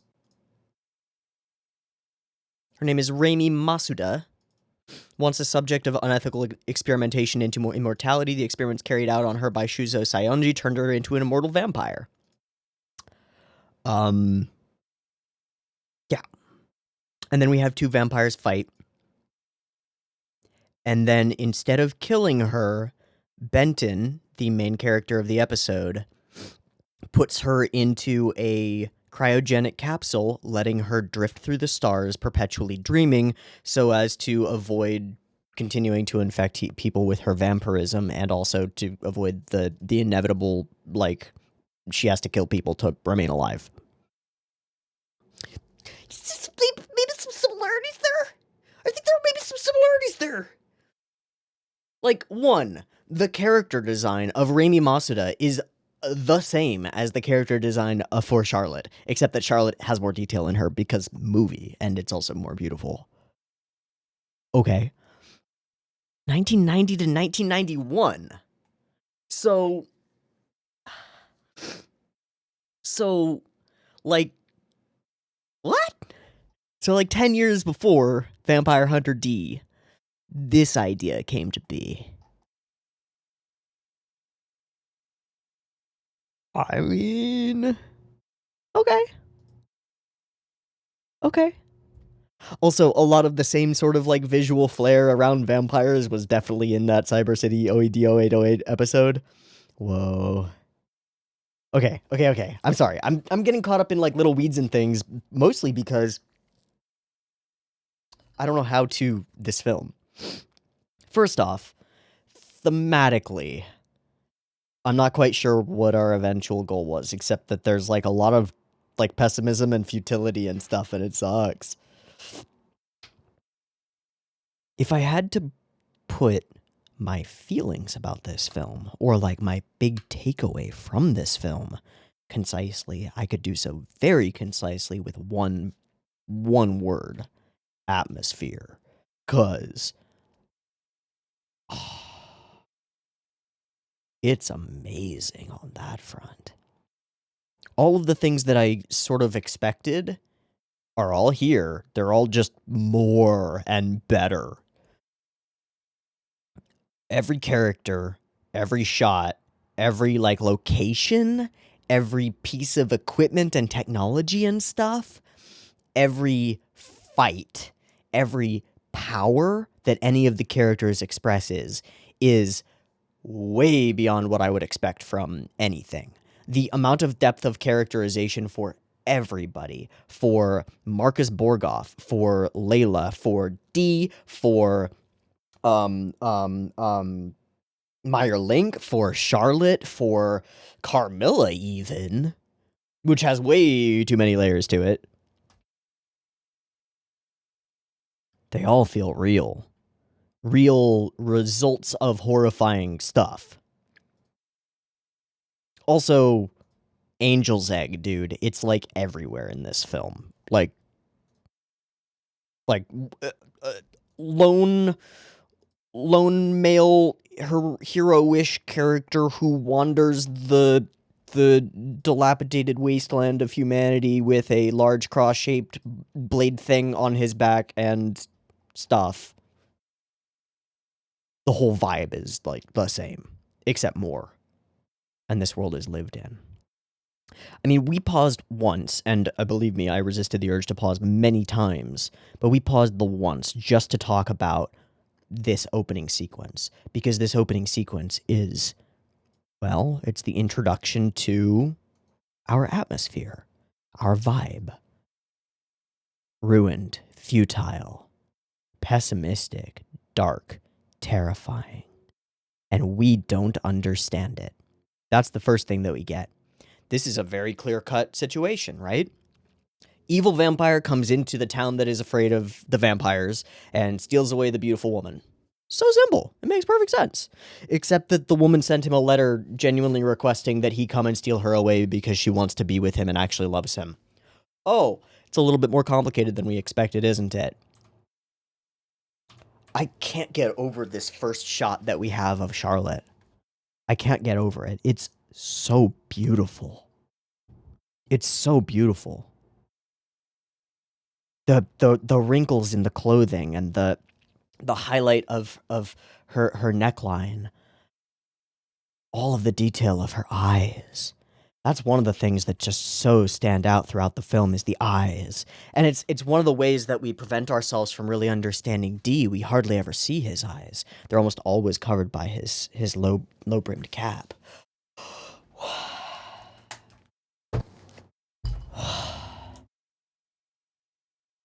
Most of this film is functionally like a road movie.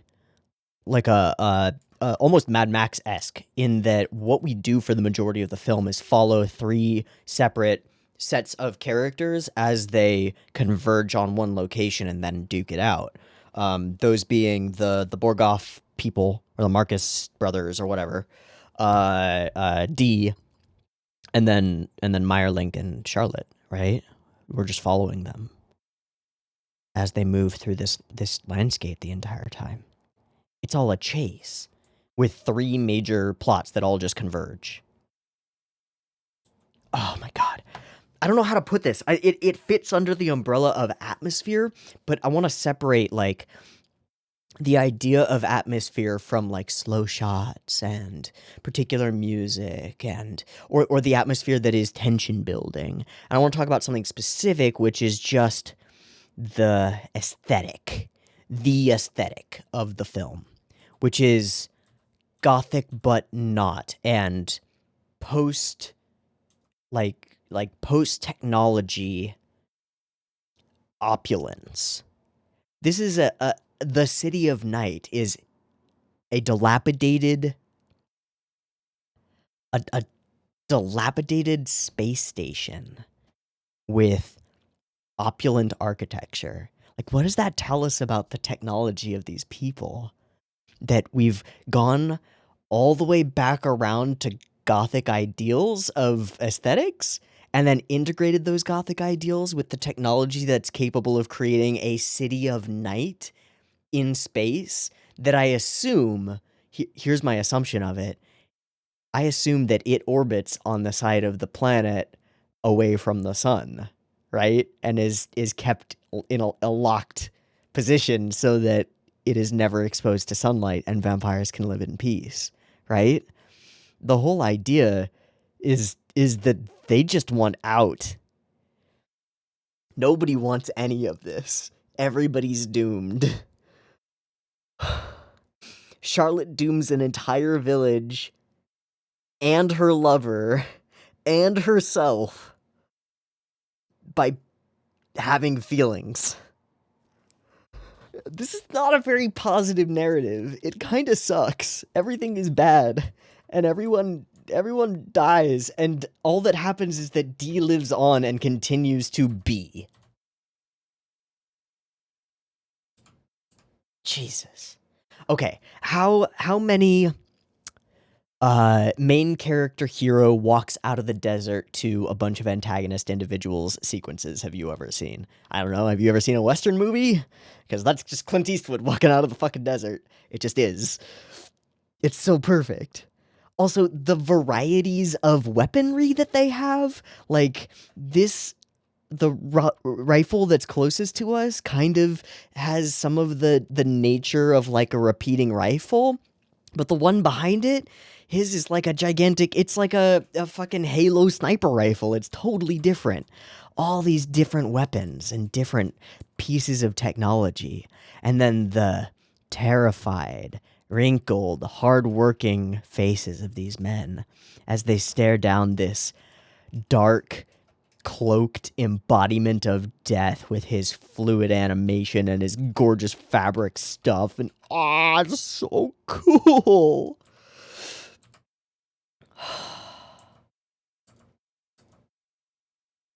And then we keep him at a distance. We don't shoot D in close-ups, not for a long time. He is apart from us, a symbol, a figure that we see in doorways and keep away from us and throw the money to, never to hand it to him and stay away from. And he stands purely confident in front of this arsenal. Like the little moment where the guy slips and it's like, oh shit, oh god. He doesn't flinch, right? D is fully aware that this group of people thinks that they can point guns at him and that'll do something. Ha ha ha ha ha ha. I'm listening. Just state your case. That's all. Oh. Yeah. And then there's this scene. Can we just talk about this scene that happens?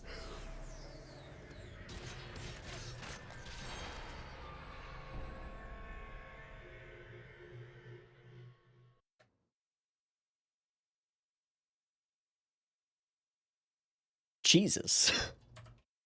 I like horses, okay? That was a lot of dead horses. Side note, I already said that every frame is pretty fucking amazing, but look at that. Look at that. Look at it. They are in the ruins of a church without a roof on it anymore. And most of the pews are dilapidated, and they are literally inviting a vampire here because they think it's probably the safest place to meet with him, even though it's a totally dilapidated, rundown church, and even though we as an audience know that the symbolic, like, lineage of Christianity and stuff has absolutely no sway over vampire kind. They still cling desperately to the hope that being here will save them. Layers and layers and layers and layers and layers. And layers. Okay, more layers. The architecture and the burned out husks of machines that we see I don't even know where it was. It was somewhere in the desert. We saw this gigantic ship that was clearly a ship and had like rockets on. Maybe it was one of the fucking head to the city of night rocket ships. Who knows? But now it's just like a husk. Gosh. I love that, the dark black on him. Like, there's no higher value black in frame. There are equivalent blacks in his pant leg and right over here, but you're given every opportunity to have your eye drawn to this boy right there. Wow. And he's so inhumanly beautiful and weird and ethereal. Oh, and also, he is not doing this for the greater good, right? He's getting paid, and he's getting paid more, and he's going to extort you because he knows he's the only one for the job, and he gets the job done. Please save my daughter from this terrible fate. Well, I'll do what I can. Also, I'll probably have to kill her. Okay, we've been introduced to one main character. Let's introduce another group of people. Look, it's the Marcuses. Wait, actually, we don't see any of them for a long time. All right, let's see how long it takes us to actually see any of these boys, because they do not show up or actually leave the place for a while. It takes until that gets knocked down, and then they step out. And then we show the weapon, and then we finally show him. And then we can snap through our other characters and reveal this squad of fucking badasses, because they are fucking badass. And each one of them is cool enough to be the hero of their own story easily. But I just want to point out that scene where we get the reveal of who they are, right? This is them. This is 9:15. Okay? When do we start the sequence? And we first, could have conceivably shown them, right? When we pull up here, right? This is where they first enter our narrative. It is 7 minutes in. So we spend the next 2 minutes and 15 seconds with them as active members of the cast, with general and genuine characterization. We hear their voices. We see that they hunt vampires. They do it pretty well. They've got this fucking train thing that's super awesome. They're gonna blazing lights you, destroy you, and zoom away. All of this occurs before we ever see them. They are competent, but not perfect, but fucking competent. And then we set the stage. We set the stakes. The number of enemies that they have, a whole fucking town, and then we can reveal their badassery with the crowd shot that shows all of them. Fuck yeah. And we don't really do too much here. It's not like we show him and he does a kata with his crossbow arm thing, and then we switch over to Kyle, and Kyle does so that we know what he does, and big boy Nolt just swings his giant hammer around. It's yeah. No, we don't do any of that. It's just they're here, they're ready. God help us. Let's go kill some fucking vampires. This is the day in the life. Also, there's this guy. You just see him for a flash. He's super important because he's gonna be really important a little bit later. Oh, hey, did we mention that they're competent? Did we mention that this show can do action like nothing else? And then we do give them all a moment to do their spinny blades and shiny things and stabby stabs and cutty cuts and choppy chops and boomy booms and all that jazz. So we get a pretty good vibe for all of them. And it's really amazing and super badass. And then D shows them all up at once with ease. Now, I said this as kind of like an offhand joke, because I thought as soon as he was shooting an arrow at somebody that I knew was probably D, that the coolest thing that D could possibly do is just casually reach up and catch that shit. And he does, and it makes me so happy. It makes me so happy because it's genuinely the most badass awesome thing that he could possibly do. And so how do we do it? We do this glorious, beautiful tracking shot with this incredible background animation of these objects flying by, just to give us the feel of the velocity of this thing, so that it is, oh, that's D in front of the moon, coat flaring, horrifying vampire horse rearing back.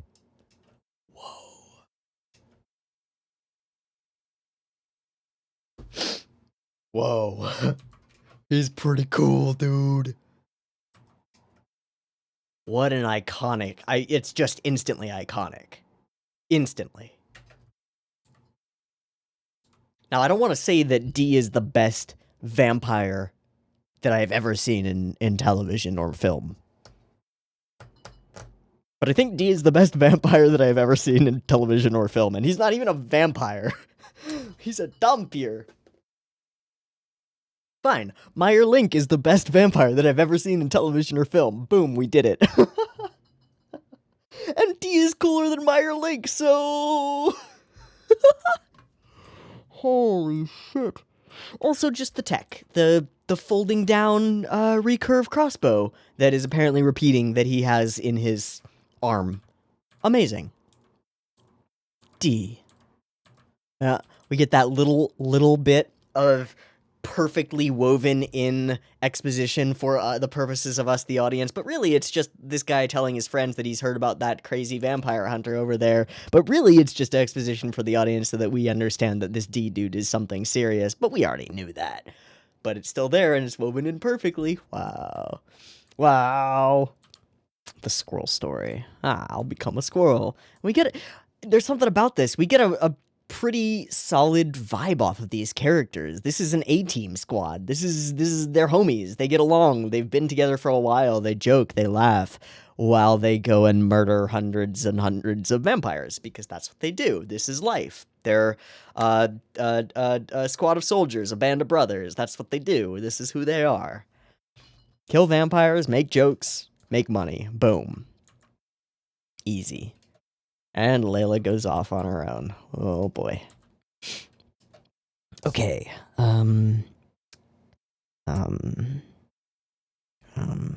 I only wrote down like one timestamp, and it's coming up real soon. It's like at 14 minutes-ish. We introduced the idea of Left Hand, who exists. We see some real crazy shit. Yeah. Everything changes when we enter this location and start getting these landscapes. Okay, I want to mention this because I think it's important. These are like modern highways, right? Right? I mean, there are highway signs. They're green. They have routes on them and stuff. Except they're also in that Gothic style architecture with like embellishments all over them and on everything, and all of the lights have those like dragon feel things to them. Again, this is a post-civilization, re-civilization with Gothic architecture and higher levels of technology. Then it fell apart again.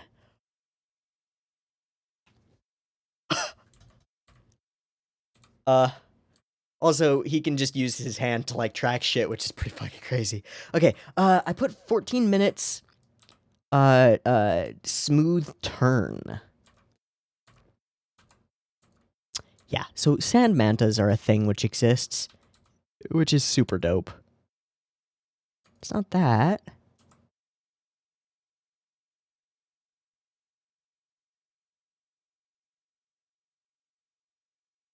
Wow. Just what a scene, though. I really don't know how to even... This is on such a next level of imagination.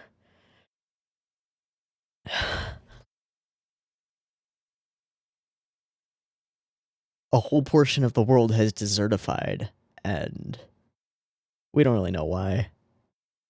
But enough time has passed that these things have evolved.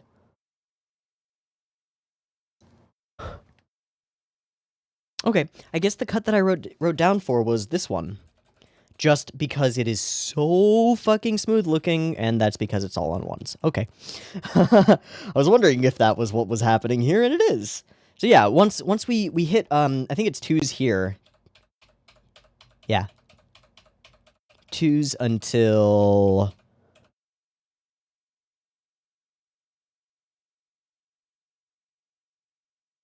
there. And everything completely changes in the entire flow of it. The horse's movement is so natural. The cape's movement is so flowy. It's so... oof. Wow. And then we get our first action scene featuring D, which is he rides his horse and uses his vampire horse to jump across the backs of gigantic sand mantas. And then gets chastised by his symbiotic entity hand thing for being such a weirdo. Yeah, so this thing, it looks like a giant airship thing? I don't know what it is. Wait, maybe it's not an airship. Maybe it's a ship. That is a propeller there. Not like the back end of a jet engine. That is a propeller. I can see it. And that looks almost like a mast, kind of. Like a crow's nest? What if it's a ship? What if this is old desert, old seabed stuff? Like the world of this show has as much atmosphere, to use the word and overuse the word again, as the world of Angel's Egg. It's just it doesn't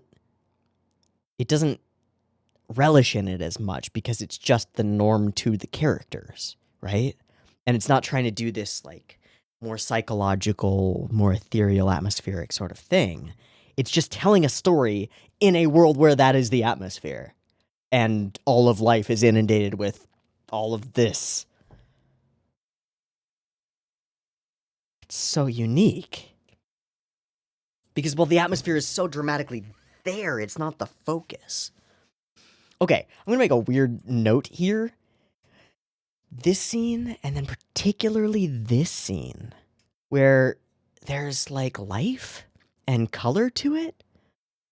There's something about this that almost feels, weird phrase, Lord of the Ringsy. In that it's high fantasy. This particular frame right here captures something high fantasy. Like, something roguish and elven about this dump here in the middle of the woods, taking a moment to let his horse eat some grass and rest after traveling inordinate distances, crossing rocks and rivers and mountains and things. And we arrive at this unnatural, mirrored... I don't even know. I really don't even know. It's an old relic. Is there any explanation for it? Or the fucking eye lasers that just shoot at anything moving fast enough? Also, this whole sequence kind of reminds me of, like, in a weird way, of Dune, because in Dune, everybody, almost everybody wears, like, personal shields that will stop, like, a dart or a bullet or any kind of high kinetic velocity projectile. They just trigger based on high kinetic stuff. So the whole art of killing another person in a duel in Dune is to, like, move your knife slowly enough to get through the barrier and then stab them really fast.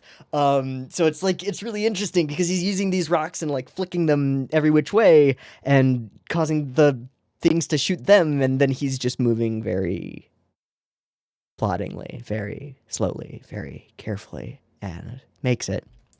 And then that's completely contrasted with Layla, who then shows up and just fucks everything up. But also, we made clearly in 2D animation a full backgrounded mirrored surface that's, like, ethereal and completely not of this world. And then we walk up to it? Like, is it a giant cube? Or is it a surface that's actually like a gateway to somewhere else? I have no fucking idea. But here's our bad evil boy who is inside, who it turns out is neither bad nor evil, and is in fact a vampire who has resisted the urge to eat humans for his entire existence, and then fallen in love with a human and continued to resist the urge to eat her. Oh, again, just by the way, everybody's doomed and everyone is fucked, and there's nothing that you can do about it. Oh. Except, I guess, try to have an impact on other people so that they don't throw their lives away? Maybe. Oh yeah, also, Layla's a fucking badass. What the shit? Also, the headlight that is a cross? They animated the entire thing and then also animated its reflection? At a weird angle? Oh, Christ, this film is beautiful.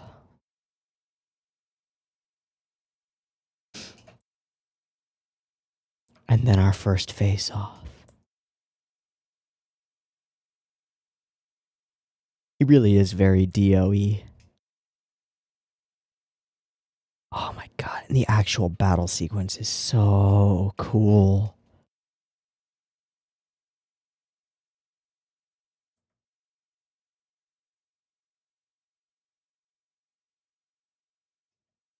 That you've never used your fangs on a human, but it doesn't matter. It is true. And suddenly we start to realize there's a lot more going on here. In the midst of a bombastic physical fucking fight and confrontation, we realize, as Charlotte calls out, that she actually loves him. and our entire worldview shakes. She called out to him. How can it be so? So D, also drawn by the blood of humans, something he cannot escape, stays with a bleeding woman, patches her up, and does not drink from her. Obvious sexual metaphor, right? I mean, seriously, like, right? We talked about this at the very beginning, that, like, Dracula always has this very seductively sexual sort of thing to it, and also kind of rapey, very rapey, super rapey, hypnotic, hypnotism, no consent, yeah. Same idea, and same level of moral stuff, right? Like, I'm not going to say that you're exactly a paragon of morality for not doing the rape, but there's a pretty solid equivalence between suck your blood and also the rape. Physical animalistic urge. Oh, why does it turn me into an animal? I feel like a beast and a monster. And the hand seems to, like, tempt him, which is really weird. I don't know. Shit, man. I am realizing as we're going through this that there is way too much in this fucking film. Set up for growth. Holy shit, this whole battle with the shadow things happens and Nolt just gets dead. Also, Shadow Dude has an extraordinarily cool set of powers. Like, can become an all-encompassing void that just absorbs energy from Grove at one point. Can just meld into shadows and, like, swim through them anywhere. Can interact with the shadows of physical objects and thus cause, like, things to happen to the physical objects or people. Crazy powers. Also, what does Barbaroi mean?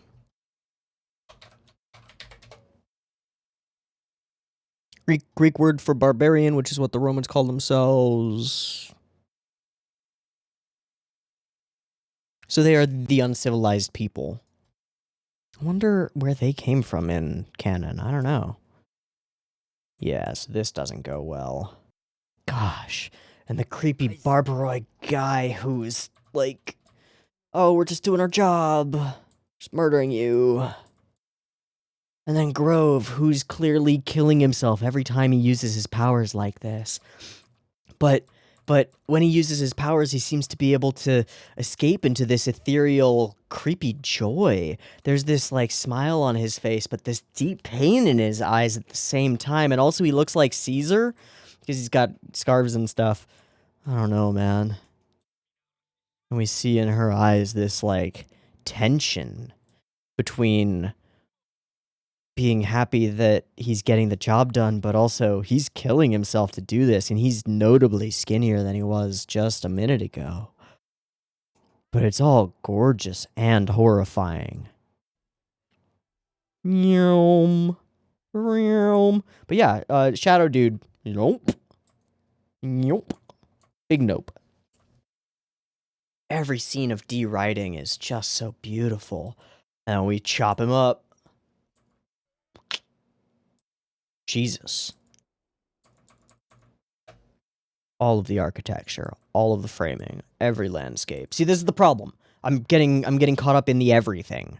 Because, like, I can just go through any scene and find amazing things about it. Oh, you want the next set of amazing powers? Try this Poison Ivy lady who can turn into literally anything and phase through it and then manifest yourself into it or something.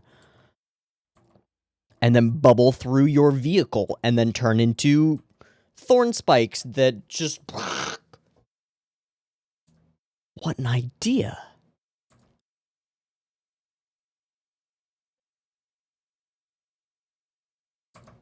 And then a battle in the sunlight, in the desert, amongst these dilapidated oil derricks. Is that the word? I don't know if derrick is the word. I think those are the things in the ocean. Oil rigs? I don't know. But that's what those are for, once upon a time. And we don't know if they can still find oil. Like that Mr. Gassy or whatever it was, where they went and actually stopped to get gas. Is that all that there is in the universe? Or do they have a place to get more to refill it? I don't know. So D gets trapped, D gets untrapped. Oh my god, it's so complicated. shadows and stuff, and then death. Because death. But Kyle's not dead yet. That comes later. Even the satellite dishes have their own special architecture. Right? They're not normal. Dr. Gas.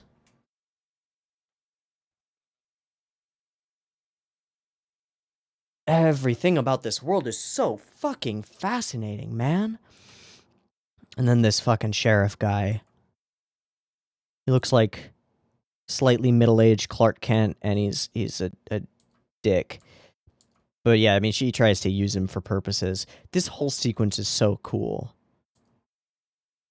The one person who knows him.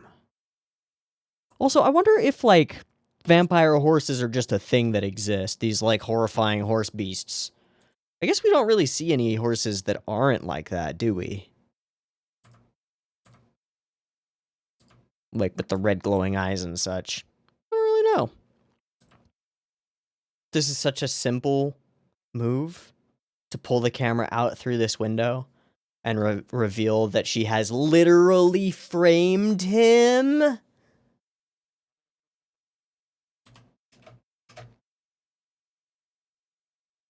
And then to frame her in an eyeline drawn with the horizontal of this cross. You know, as though she's, like, creating Christian justice here, but also sort of inviting us to recognize how futile and silly all the symbols of Christianity have been so far in this film, because they've been totally useless, and it still doesn't work, and the only thing that actually matters is what people do to other people directly. For example, D saved old Polk. Now Polk is like, here, have a horse. Also, sheriff dude, get the fuck out of my establishment and stop threatening my customers. He's a good boy, and you need to stop.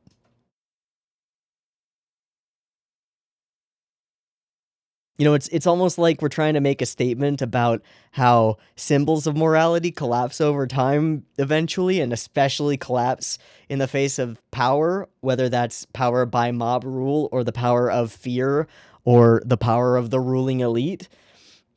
Those symbols kind of don't mean anything, but one thing that you can do to resist is to be moderately okay to other people, and then, hey, maybe they'll have grandchildren who will have heard stories about the outcast individual who was really cool to them and, like, helped keep them alive in this horrible world that seems just a little bit better at the end of the movie when we see granddaughter of Layla, right?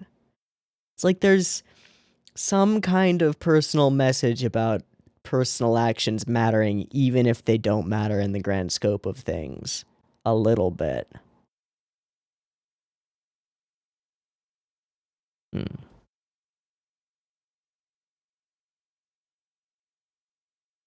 It's not by choice that the Dampiers have noble blood. Indeed. Indeed. And that is part of what all comes around. Because if Charlotte and Meyer get together, it'll create another like him. And that's the most horrible torture. I think we could even like one-to-one equate it as, like, D continues to exist for the express purpose of preventing anyone else from being given his fate. Oof.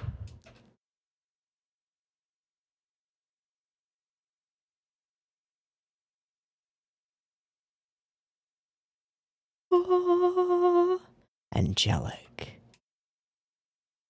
Charlotte. Every time she is in frame. I mean, this is, like, necessary for the film, right? It is necessary that she be ungodly beautiful for the purposes of the film. But god damn it, they did it. She is divinely beautiful, as is this location. As are all these establishing shots which give us a pretty solid frame of reference for this location if we should ever choose to use it as a battlefield for any such reason, you know.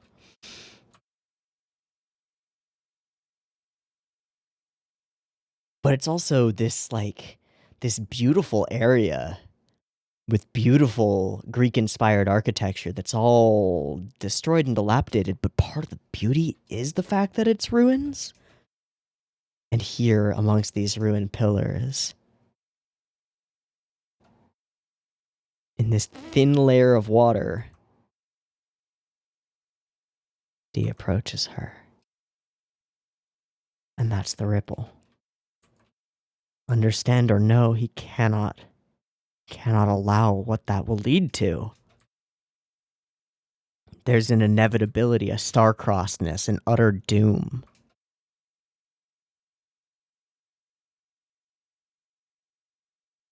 Layla tries to reason with her, to show her that Meyer is innately evil without choice, right?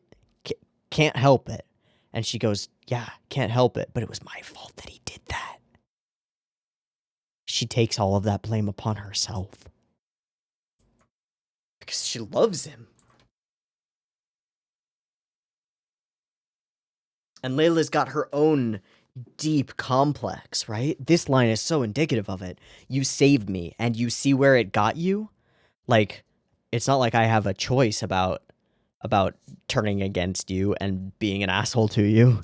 This is your fault for saving me. Wait, couldn't that be applied directly to Meyer Link? Wait, it could. Wow. Okay, and then the coolest fight, which isn't the coolest fight, but it's goddamn cool. Her whole thing with the hair stuff is like...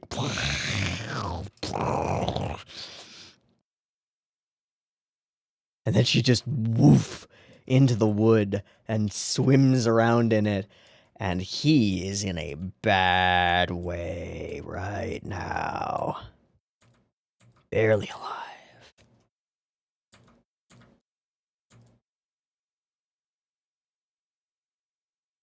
So he goes chopping down trees. Wow. And she is not dead. She goes back. I think it's the tree gets struck by lightning after she stabs her. What the fuck? That's so cool. Can we just randomly just want to say that, like, the way that faces are drawn and the way that they're shaded is so crispy and beautiful. I cannot think of another film from anywhere near around this time that is this pretty. It is so pretty. Like, nothing is ever out of place.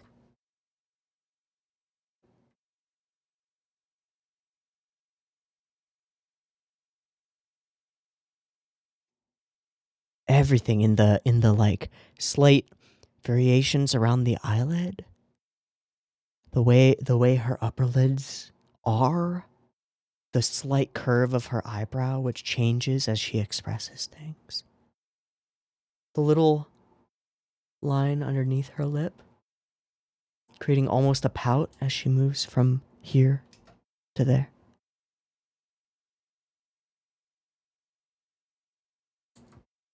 Utterly amazing. And so, the game of favors repaying favors. Something which never really works. Whoop! And then just some amazing sequences. Amazing action shots.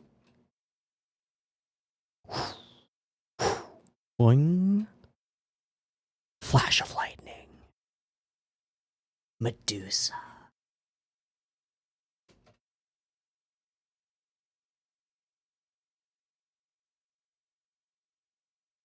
Lightning rod. It's no use.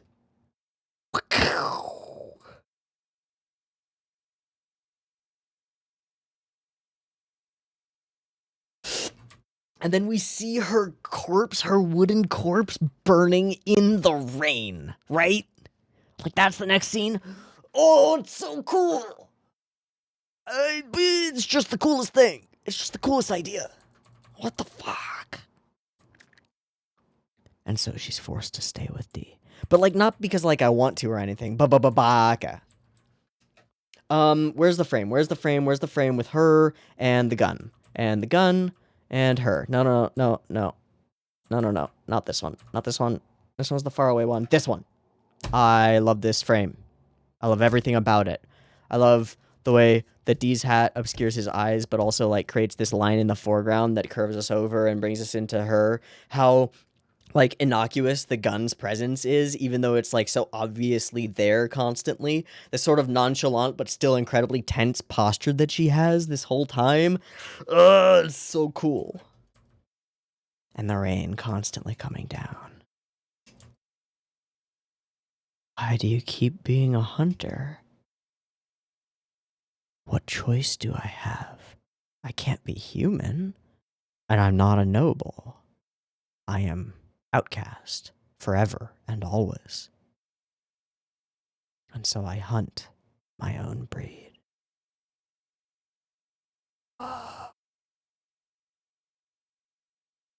And we see it in her after he says this. I can't live like humans. He says it so nonchalantly, like it's just the way that it is. Also, side note, okay, wait, no, let me finish my point. There's like a spark of, wait a sec, in her eyes there, finally, for this moment. Huh.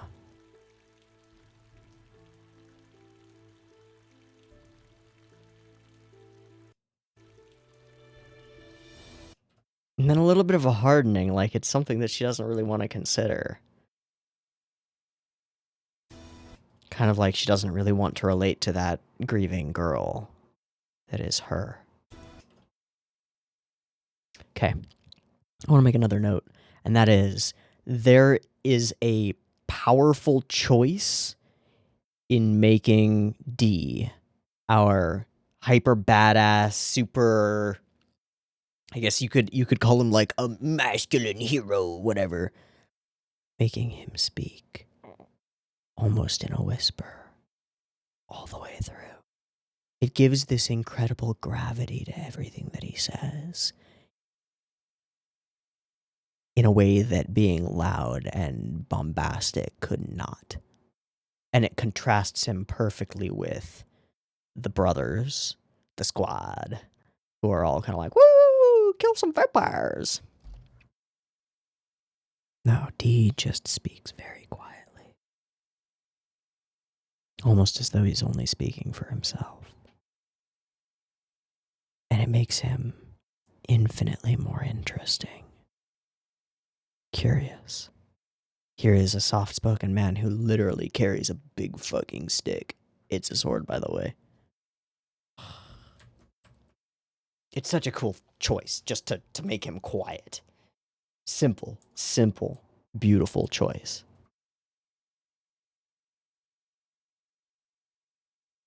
It makes you almost like lean forward in your seat and strain to listen to him. At least for me it does.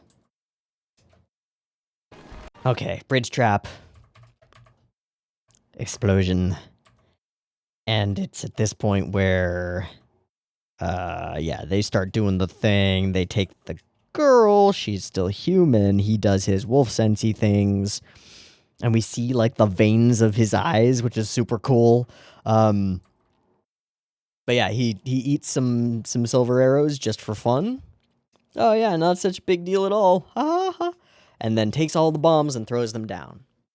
And in this moment, Meyer Link willingly steps from the safety of his carriage into the fading light of the sun, the one thing that vampires always fear, and the only thing out of all of the vampire myths and legends that demonstrably kills vampires in this movie. Right? Like, crosses don't work at all. Not even a little bit. Now, they did some, like, blinding light with the crosses to kill, like, to shoo off some minor vampires. Nah. Crosses don't work. I guess stake through the heart, maybe, because Nolt has that big thing that he stabs people with. I don't know. He's just crossing stuff. Silver bolts do seem to work. But sunlight's the guarantee. He steps into it and burns willingly to get closer to Charlotte. And now we can't doubt. We can't doubt at all, right? This is legitimate. This is a moment. And suddenly these boys seem like kidnappers and murderers to us. And suddenly Meyer Link seems to be on the side of absolute justice and morality and love. Oh shit, this is more complicated than anything. And they taunt him. Ah, you probably want some of her blood so you can feel better, right? So you can feel better. But then when he actually escapes this situation and has the chance and the desperate temptation to suck her blood because it would heal him, he does not. He resists that urge. And so we realize that not only is he someone willing to put himself in grave danger to save the one that he loves, but he is willing and able to barely hold himself back from his urges because he cares for her.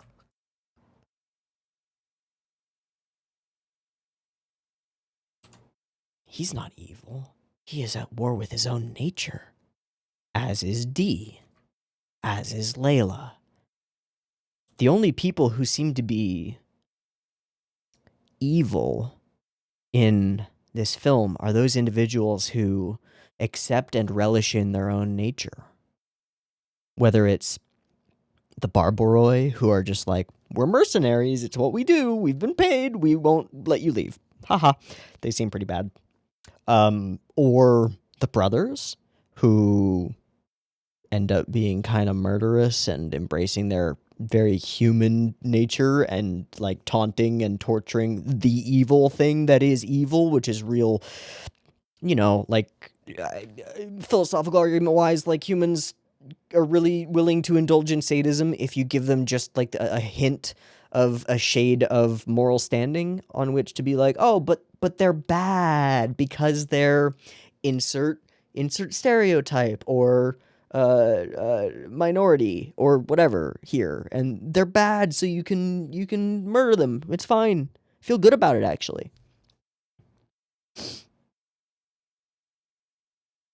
Those individuals in this film who are at war with their nature, who are actively fighting for some kind of ideal that their own existence makes it difficult to achieve. Those are the people who are heroes here. And not because their heroism like ripples out into the world and creates something amazing, but because they are struggling quietly alone. They are heroes.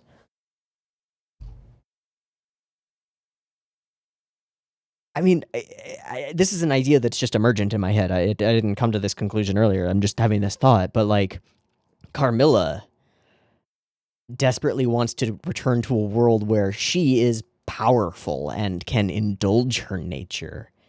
Her blood-sucking, murderous, evil nature.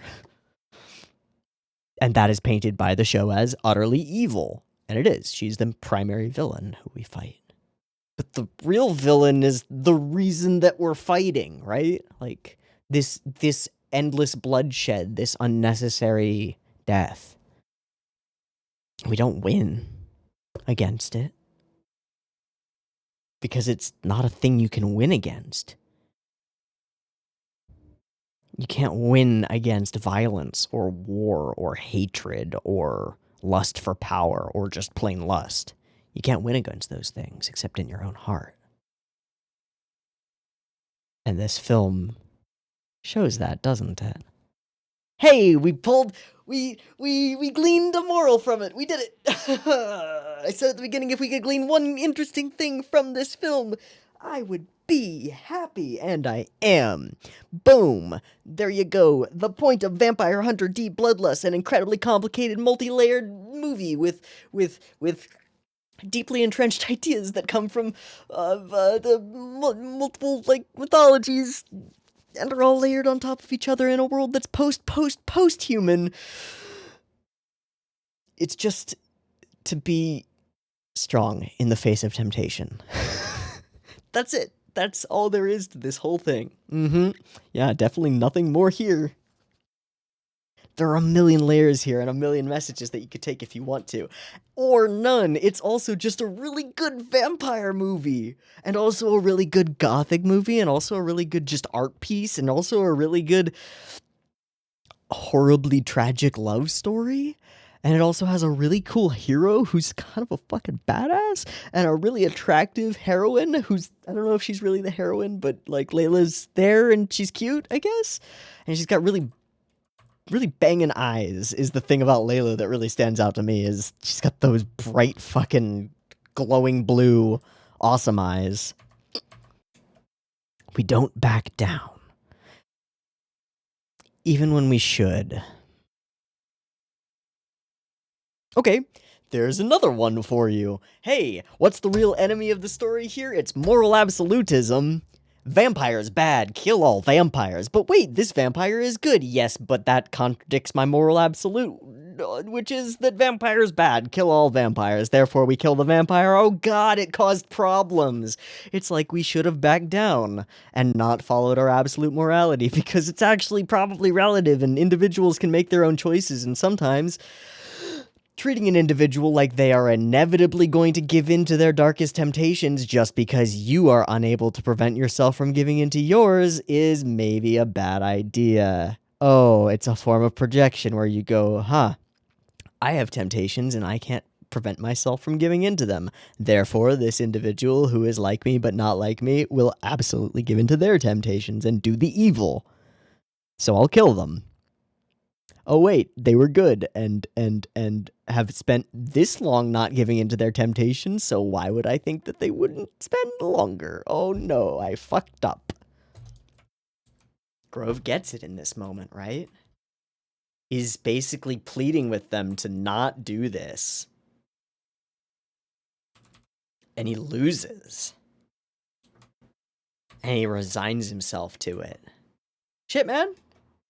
Okay, side note, just because it's fucking crazy, Beast Werewolf dude, just chomp her mouth from the chesty place. Hardly a character. We don't even get the fight scene with him. It just ends, right? We just get the end of the fight scene with him. Hardly a character. Coolest werewolf type character I've ever seen. Straight up. Also very Helsing-y in the beast shapiness, I think. The whole symbolic imagery that we get around the Vampire King and the story of Carmilla, horrifying. Wonderful. Excellent. And horrifying. Mostly horrifying. Oh, that's another layer. To forgive Charlotte, he would have to forgive his own mother. That's why that's what was shown to him. Oh.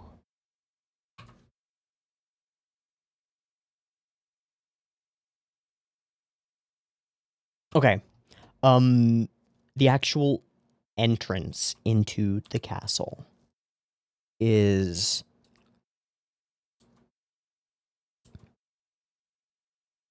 I think the best example of atmosphere generation in the film, because it's fucking amazing. So it starts with us smothering our hand to shut him up. We get our organs. Dark Souls, baby. Welcome. Welcome to Lothric Castle. Like, really, though. I don't even understand how the architecture of this location works. What are these constructs? What I think is that it's like built on top of a mountain, and then these are supports that are built out like flying buttresses, and then to station themselves as though it's like gripping and clawing onto this mountaintop, just holding itself there like a gigantic metal and stone spider of a cathedral. That's what I think is happening. I don't really know, because we don't really know. Okay, well, it took a few hours, but VLC finally broke. Thank you for lasting this long, VLC. I genuinely appreciate it. And then this moment. There's nothing I can say about it except for this moment.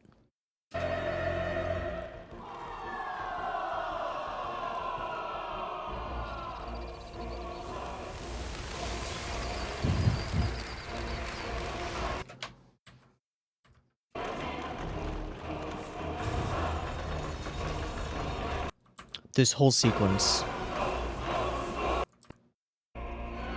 is amazing.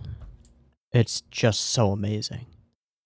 And there is the figure, there is the woman, and it's not her. It's an illusion. A hallucination created by the blood-soaked steps of this castle itself, and her spirit, which desperately wants to be free. So what we know is that the blade that stabbed through her heart, the one that looks kind of shockingly like Dee's sword, that's the blade of the ascendant Lord Ruler, savior of Vampire King. That dude. Yeah. Yeah, just throwing that at you because it's similar. So Vampire King grew tired of Carmilla's fucking bloodlust and horribleness and then stabbed her through the chest with his sword to keep her down. Cool. We also sort of belatedly revealed that this character is a Blood Knight who enjoyed fighting against someone as good a fighter as Dee, but whatever. And then we entered the location, and I cannot help but have massive vibes of Magnetic Rose. The entire interior thing gives me those vibes in a very similar kind of a way, because it's like a giant castle out of time that isn't quite real in all the ways that it seems to be, and is actually more dilapidated than it seems because there's a layer of glamour over everything. And then also a dead woman inside who is desperately trying to reclaim some of her life, and the spirits around that are sort of doing that for her anyway, and then it fails, and then the whole thing collapses. Some similarities there, just a little bit, just want to say. Also, her train. She really reminds me of Shyvana, which is a dragon character from League of Legends. Just because Shyvana has these like horns that look like her hair piece. It's cool. It's just super cool. I do not like her at all. She's so terrifying. The castle is living still. And the train itself, it like makes her feel like she's a part of the castle. Like a part of the stairs that she's walking on. And the way that we never really see the end of it, it just sort of continues off into the middle distance, off frame. Makes her feel like she's just part of it. I hear you, ice cream truck! Grr. Also, apparently, vampires reflect in marble floors, but not mirrors. I don't really know what the difference is. I thought it was just no reflections, but I guess it has to be mirrors specifically. Port of the Stars. This is the thing that they really seek. But the whole purpose of this entire journey is to bait them here so that she can use Charlotte's blood to reinvigorate herself, right? Why does she even reveal this thing for them? This ship? This escape route? I don't know. Okay, so oldest trick in the vampire book, still amazing. The pan down from the mirror into, oh god, he's right there. And the desire. And she welcomes it. Why not? I want everything you can give me. But you don't understand the curse that's involved here. I don't want you to suffer this way. But if he did that to her, she would live on. Right? Shit. It's so tragic. In part because there are so many obvious opportunities to have not had it end badly. And, you know what? It fits into my previous point about moral absolutism. Vampire though he is, his moral absolute is do not bite the people. Even if it is a beautiful woman who loves you, and if biting her would make her immortal, and you wouldn't lose her.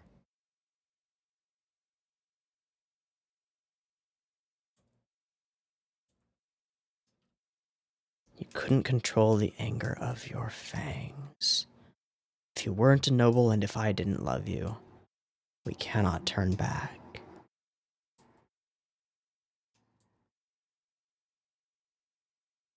You are everything to me, and you will lose that. Oh, this scene. This is literally the only scene that I have a single qualm with in the entire film, and I will show you why. Cut. Fade. Hold. Hard cut. I don't like that cut. It's just a little weird. Immediately after the fade. If this was just hold, cut. That one should be a cut too. You shouldn't be using fades and cuts interchangeably in a face-to-face like this. It doesn't work.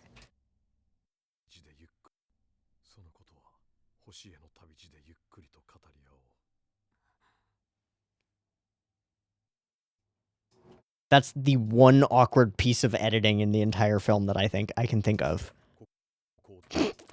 Okay. Oh yeah. D arrives at the castle and it's completely different. We're on a mission, you know? Completely different. Even the look of it is completely different. Ugh. And then the trap is sprung. Hello, D, but it's not D. Not at all. Doesn't have the girl. This is all a trick. A lie. A falsehood. Carmilla. That bitch. Kawajiri shadows and doorways are like a thing for Kawajiri. This is the coolest instance of it, period, for Kawajiri. Just like... That's fucking cool.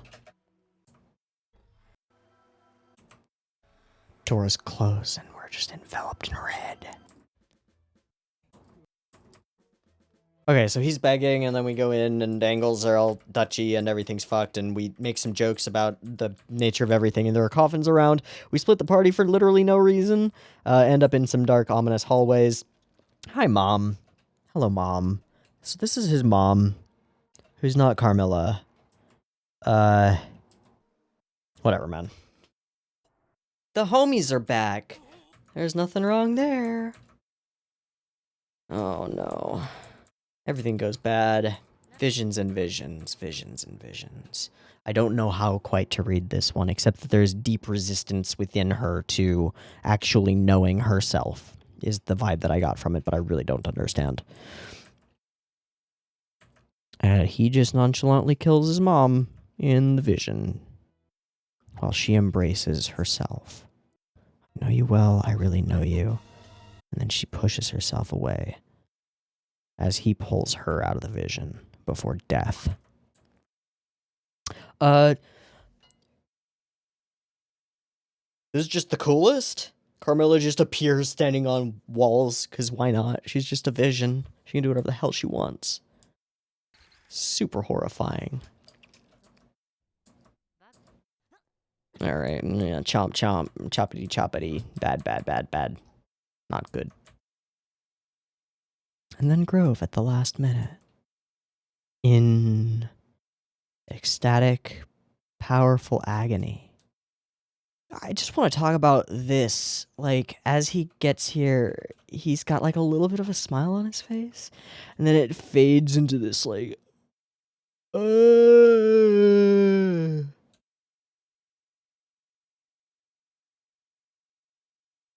Also, the explosion is amazing. And, hold on, he's like drooping from his, oh god. Ah. Night Grove. And so she is alone. Dun-dun-dun.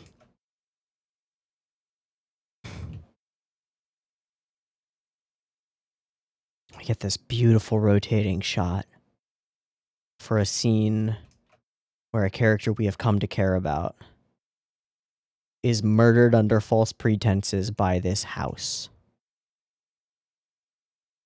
And then her blood is sucked up the stairs to the sarcophagus of Carmilla in order to rebirth her. The only one who can stop it is D.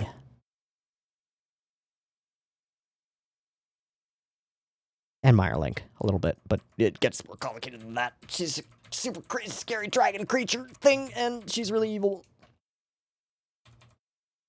And all we do is resist the temptation. This is who we are. This is what you are. Accept yourself, give in to the temptation, and literally all he does is it pushes in on him as she is welling with the blood, as the sword is escaping, allowing her free. Resign yourself to your downfall. We are all transient guests. There is something greater than us, or our arrogance.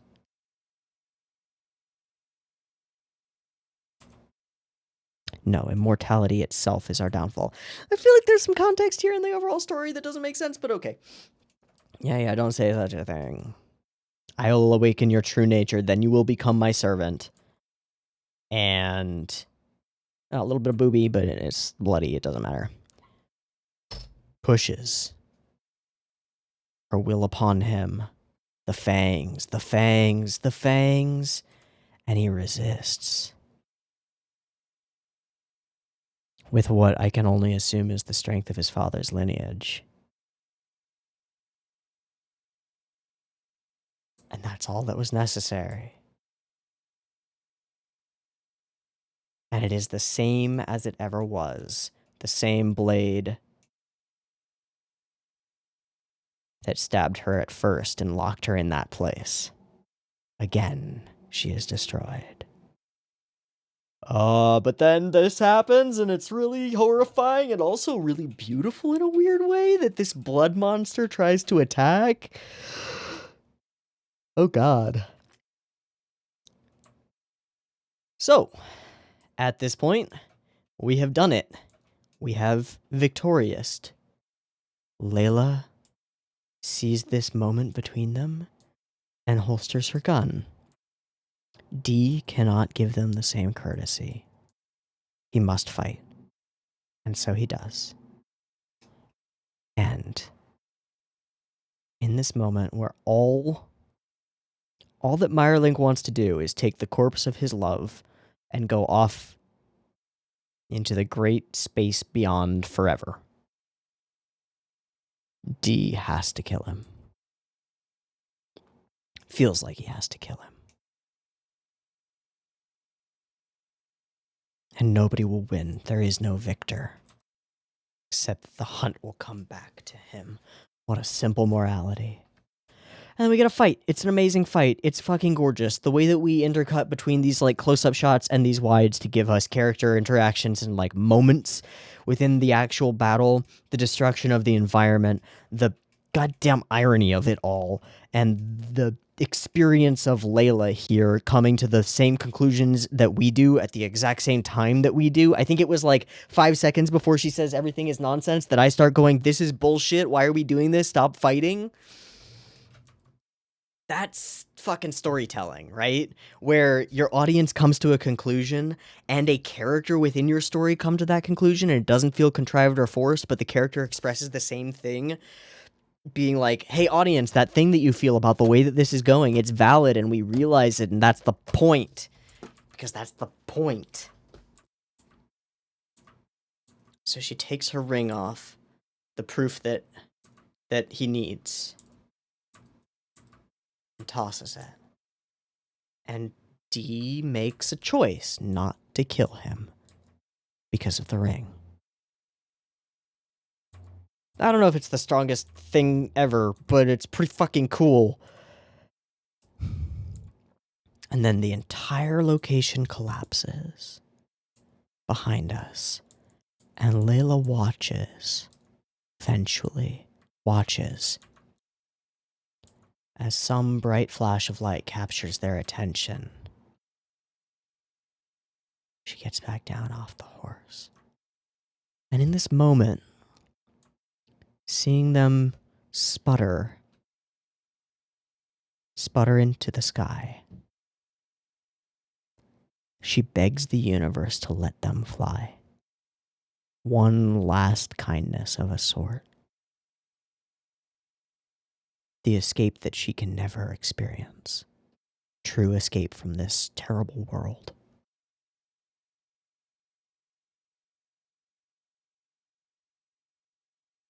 A vision of possibility. Of hope. Not for her, but in a more vague, more general, more powerful sense. Hope that one can escape their destiny.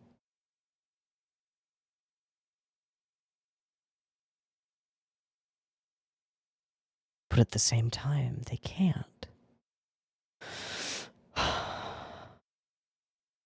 Shit.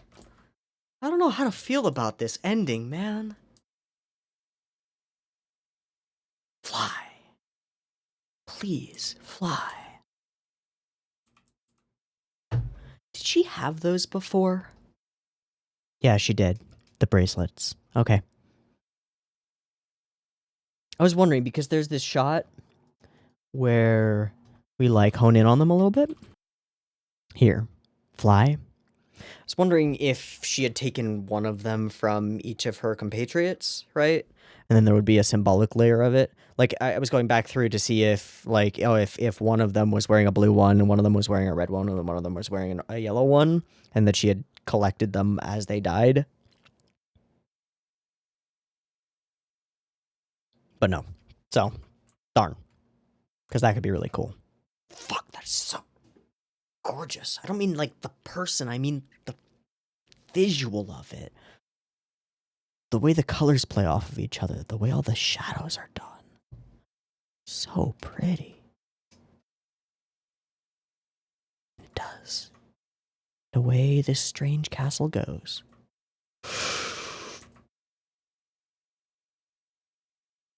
To destinations unknown.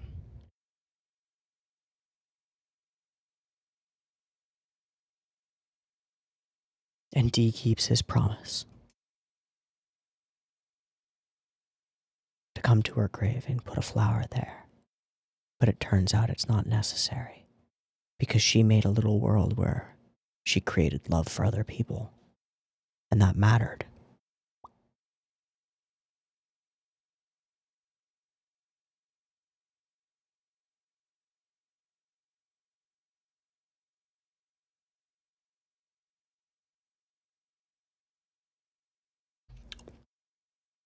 One, most engaging vampire-related piece of media I have ever experienced. Easy win on that front. Not that hard, man. I mean, it's that hard. There's a lot of vampire media out there. This kills it on every level. 2, atmosphere. Atmospheric, dark, gothic-y, architecture-y, everything. Again, on like the same tier as Angel's Egg, but a different stylistic viewpoint on it, right? This is a story occurring within a world that is filled with ideas and broken down history and life and death and destruction and... Oh. 3, really stellar action movie. It's a really good action movie if you want to look at it as just an action movie. 4, it's got layers and layers of philosophy that are actually, like, interesting. 5, characters and characterization. They seem pretty flat and simple. They're not 6. It's really fucking pretty all the way through. The background art is amazing. The character designs and character art are absolutely stunning. And then the detail that's actually put into them to make them come to life, to do all the coloring on them. It's gorgeous. You would almost think that a dark gothic-y vampire-y movie wouldn't be colorful. And if you skip around too much, you'll find a bunch of frames that aren't that colorful, but you also get frames with these really distinctive blues and these really powerful, striking reds and these contrasting colors that are more than just a grayed out land. You've got characters who dress entirely in bright reds and have brilliant white-blue eyes. You have characters that turn into ethereal ghost creatures. You have a lady who turns into anything, but she's green, right? This is a world that's filled with color. Dilapidated color a lot, but color and life and light, even in the dark. This is an absolutely beautiful movie. Absolutely beautiful. And I am beyond utterly impressed with Kawajiri's work. Because this delivered on so many levels. Okay. I need to go, I don't know, like, lie down. There's been a lot. That's been 3.5 hours of straight recording. Worth it. 100%. Worth it. Amazing film. Okay. I've been Teeaboo. This has been Yoshiaki Kawajiri's Vampire Hunter D Bloodlust. I hope you have enjoyed it as much as I have, and I hope to catch you next week for something different. I'll see you there. Peace. Alright, that's our cut. Boom, we did it. I mean, we're 2.5 minutes in here, boys, and wow, we got to talk about this opening sequence, because, like, we got to talk about it entirely out of context of the rest of the film, because we don't know what's being set up here, if there's anything particular being set up here. It's just, this is the world, and vampire. But we gotta. Oh my god, the conveyance. Oh my god, the amount of stuff that is conveyed by this whole situation. It is a full moon, a spooky night. I'm turning the volume completely off because copyright and stuff. Full moon, spooky night, scope and scale of this city, of this place, and futility. Utter futility and fear. So, the first thought is this a graveyard? No, it's not. And what is this structure? It's a castle, right? It's like, imagine in your mind Transylvania, big castle in the middle of a city. Really creepy castle. But now it's many years later and it's all dilapidated and shit, but the impact of the influence of vampires on society is everywhere. And they cling to their symbols, their idols, their crosses on every building. And it seems like a smart move, right? It seems like, oh yeah, they're well prepared for this situation. They know what they're doing. They've got crosses everywhere. No vampire could come here. But the truth is that it's like those spiked strips that you see on, like, telephone poles and on like the tops of warehouse buildings and stuff to keep the birds off.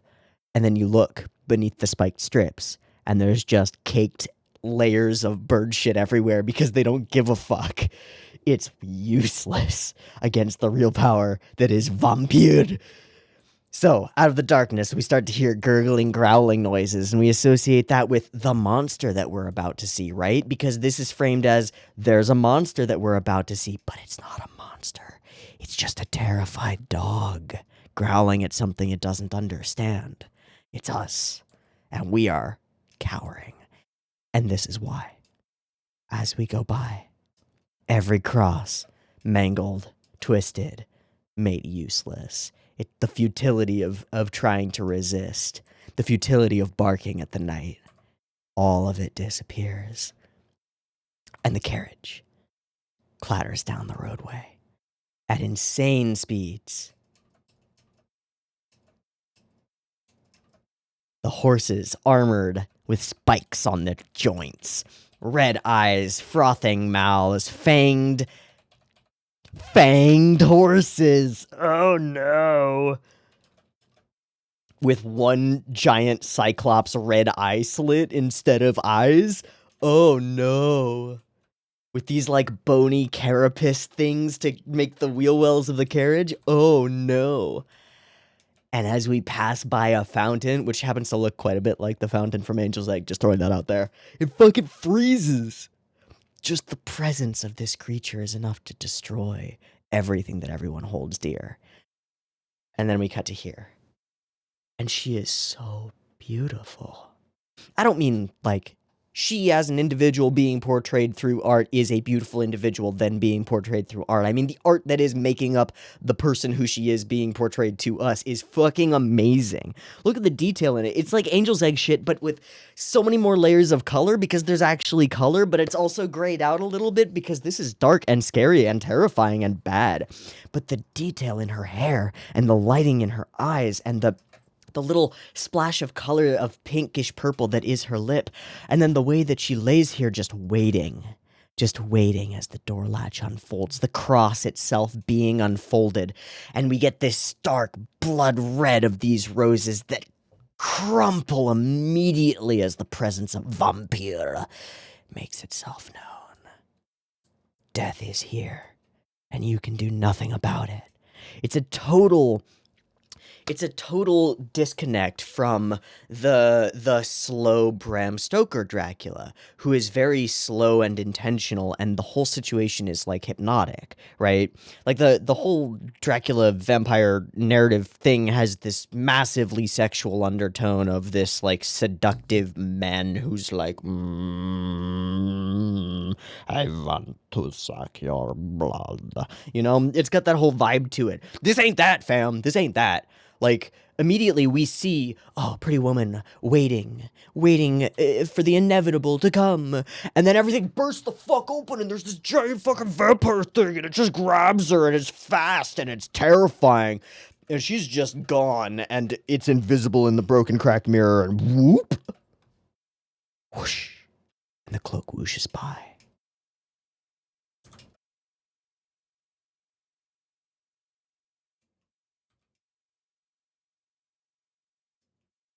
Are those a couple of the flower petals? They are. We can see them in the reflection before they actually enter our frame. You see that? There they are. Right there.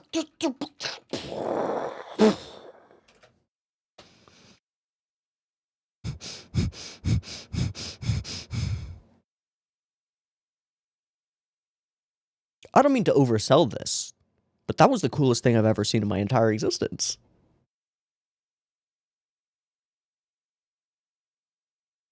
Yep, that's it. That's what I got. That was amazing.